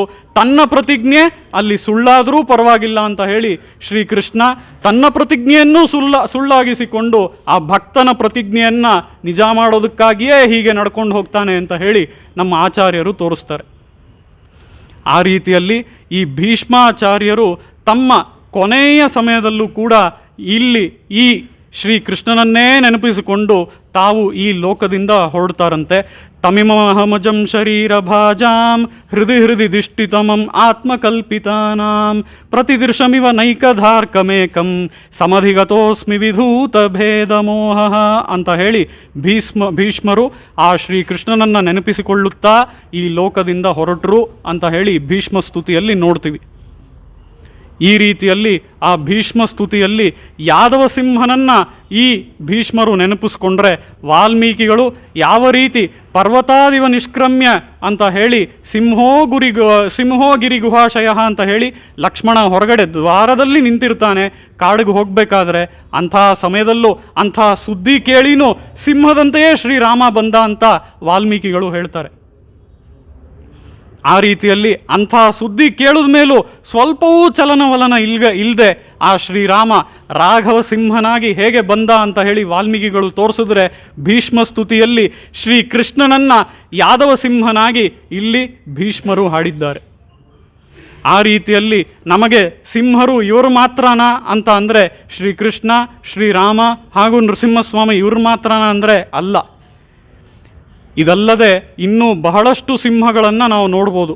ಅವ್ರು ಯಾರು ಅಂತ ಅಂದರೆ, ಅವರು ಮೊಟ್ಟ ಮೊದಲಿಗೆ ನಮ್ಮ ಸ್ವಾಮಿ ರಾಮಾನುಜರು. ನಮ್ಮ ಸ್ವಾಮಿ ರಾಮಾನುಜರು ಯಾವ ರೀತಿ ಸಿಂಹ ಅಂತ ನೋಡಿದ್ರೆ, ಇದನ್ನು ನಾವು ಎಲ್ಲಿ ನೋಡ್ಬೋದು ಅಂದರೆ ತಿರುವರಂಗತ್ ಅಮುದನಾರ್ ಬರೆದಿರುವಂತಹ ರಾಮಾನುಜ ನೂಟ್ರಂದಾದಿಲಿ ನೋಡ್ಬೋದು. ಕಲಿಮಿಕ್ಕ ಶೆನ್ನಲ್ ಕழனெக்குறையில் கலைப்பெருமான் ஒலிமிக்க பாடலை உண்டு தன் உள்ளம் தடித்து அதனால் வலிமிக்க ஷீயை ராமானுஜன் மறைவாದಿಯರಾಮ್ புலிமிக்கது என்று ಇಬ್ಬುವನத்தில் ವಂದಮೈ ಪೋಟ್ರುವನೇ ಅಂತ ಹೇಳಿ ಇಲ್ಲಿ ಹಾಡ್ತಾ ಇದ್ದಾರೆ. ತಿರುರಂಗತ್ತು ಅಮುದನಾರ್.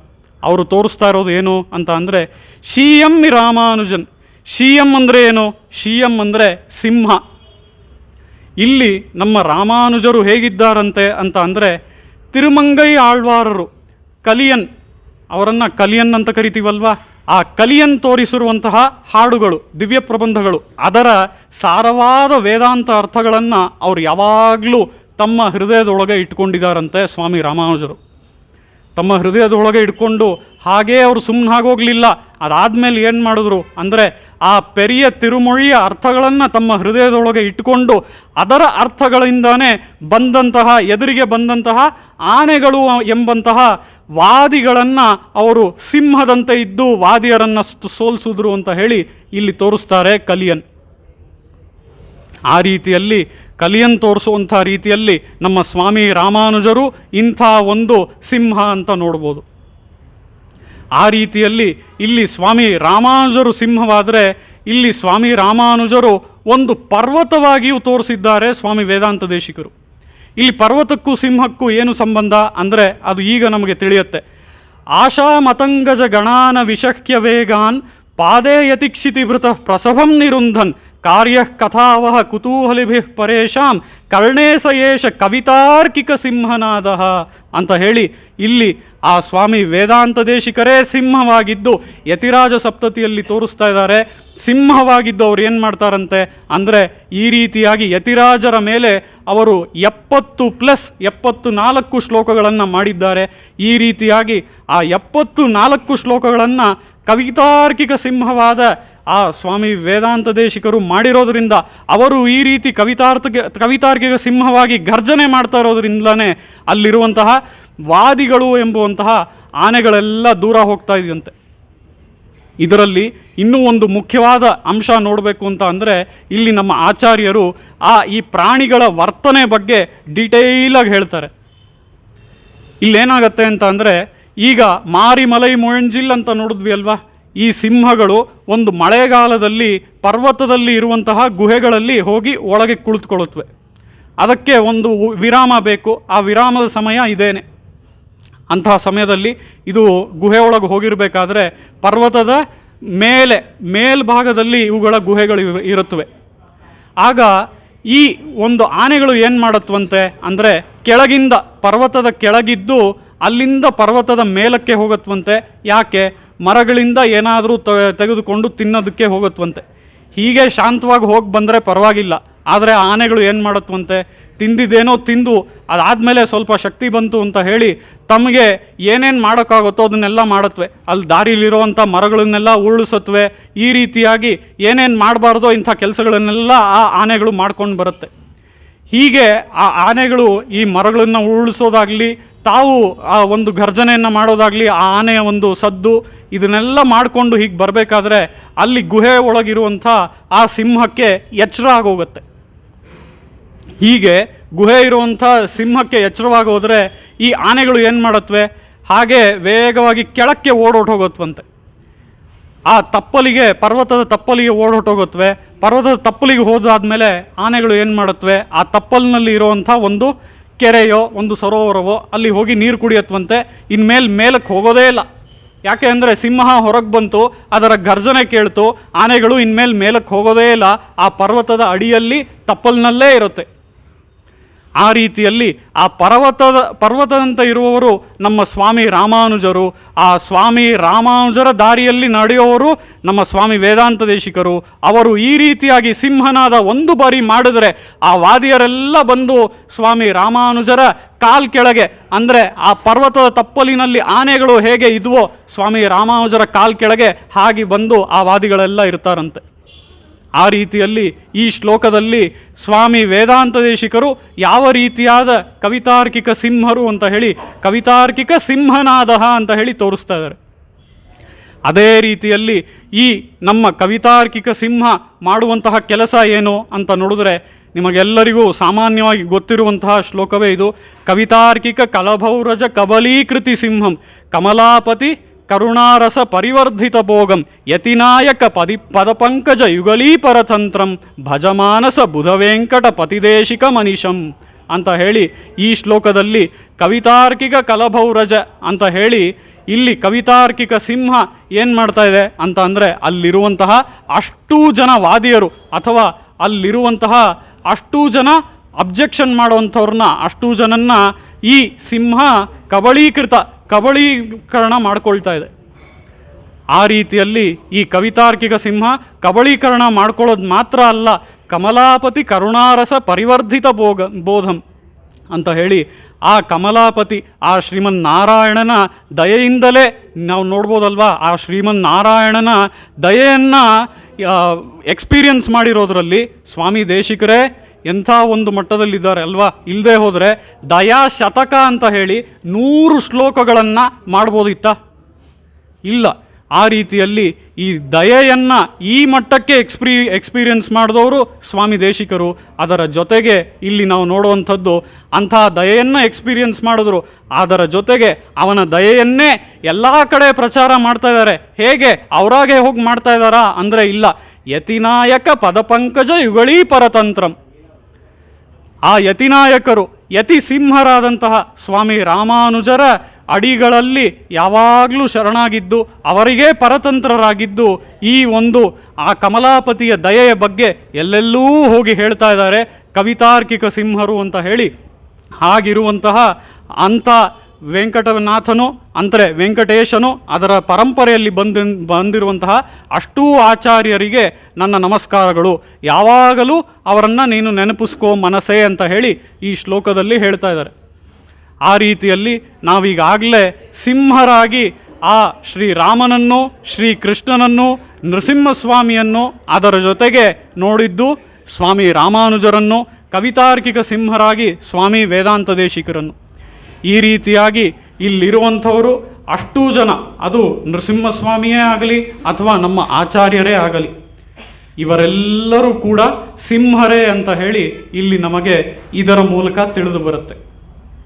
ಆ ರೀತಿಯಲ್ಲಿ ಮತ್ತೊಮ್ಮೆ ಮಗದೊಮ್ಮೆ ಇವತ್ತಿನ ಈ ಉಪನ್ಯಾಸಕ್ಕೆ ಅವಕಾಶ ಮಾಡಿಕೊಟ್ಟಂತಹ ಶ್ರೀ ಶ್ರೀ ಯದುಗಿರಿ ಯತಿರಾಜ ಮಠದ ಸ್ವಾಮಿಗಳಾದಂತಹ GR ಸ್ವಾಮಿಗಳ ಚರಣಗಳಿಗೆ ಪ್ರಣಾಮಗಳನ್ನು ನಾನು ಸಲ್ಲಿಸಿಕೊಳ್ತಾ ಇಲ್ಲಿ ಬಂದಿರುವಂಥ ಅಷ್ಟೂ ಜನರಿಗೆ ನನ್ನ ಧನ್ಯವಾದಗಳನ್ನು ಸಮರ್ಪಣೆ ಮಾಡಿಕೊಳ್ತಾ ಇವತ್ತಿನ ಉಪನ್ಯಾಸವನ್ನು ಮುಗಿಸ್ಕೊಳ್ತಾ ಇದ್ದೇನೆ. ಕವಿತಾರ್ಕಿಕ ಸಿಂಹಾಯ ಕಲ್ಯಾಣ ಗುಣಶಾಲಿನೇ ಶ್ರೀಮತೆ ವೆಂಕಟೇಶಾಯ ವೇದಾಂತ ಗುರವೇ ನಮಃ. ವಾದಿದ್ವಿಪಶಿರೋಭಂಗ ಪಂಚಾನನ ಪರಾಕ್ರಮಃ ಶ್ರೀಮಾನ್ ವೆಂಕಟನಾಥಾರ್ಯ ಚಿರಂ ವಿಜಯತಾಂ ಭುವಿ. ಶ್ರೀಮತೆ ವಾತ್ಸ್ಯ ಶ್ರೀ ಕೃಷ್ಣಮಾರ್ಯ ಮಹಾದೇಶಿಕಾಯ ನಮಃ. ಅಸ್ಮದ್ಗುರುಭ್ಯೋ ನಮಃ.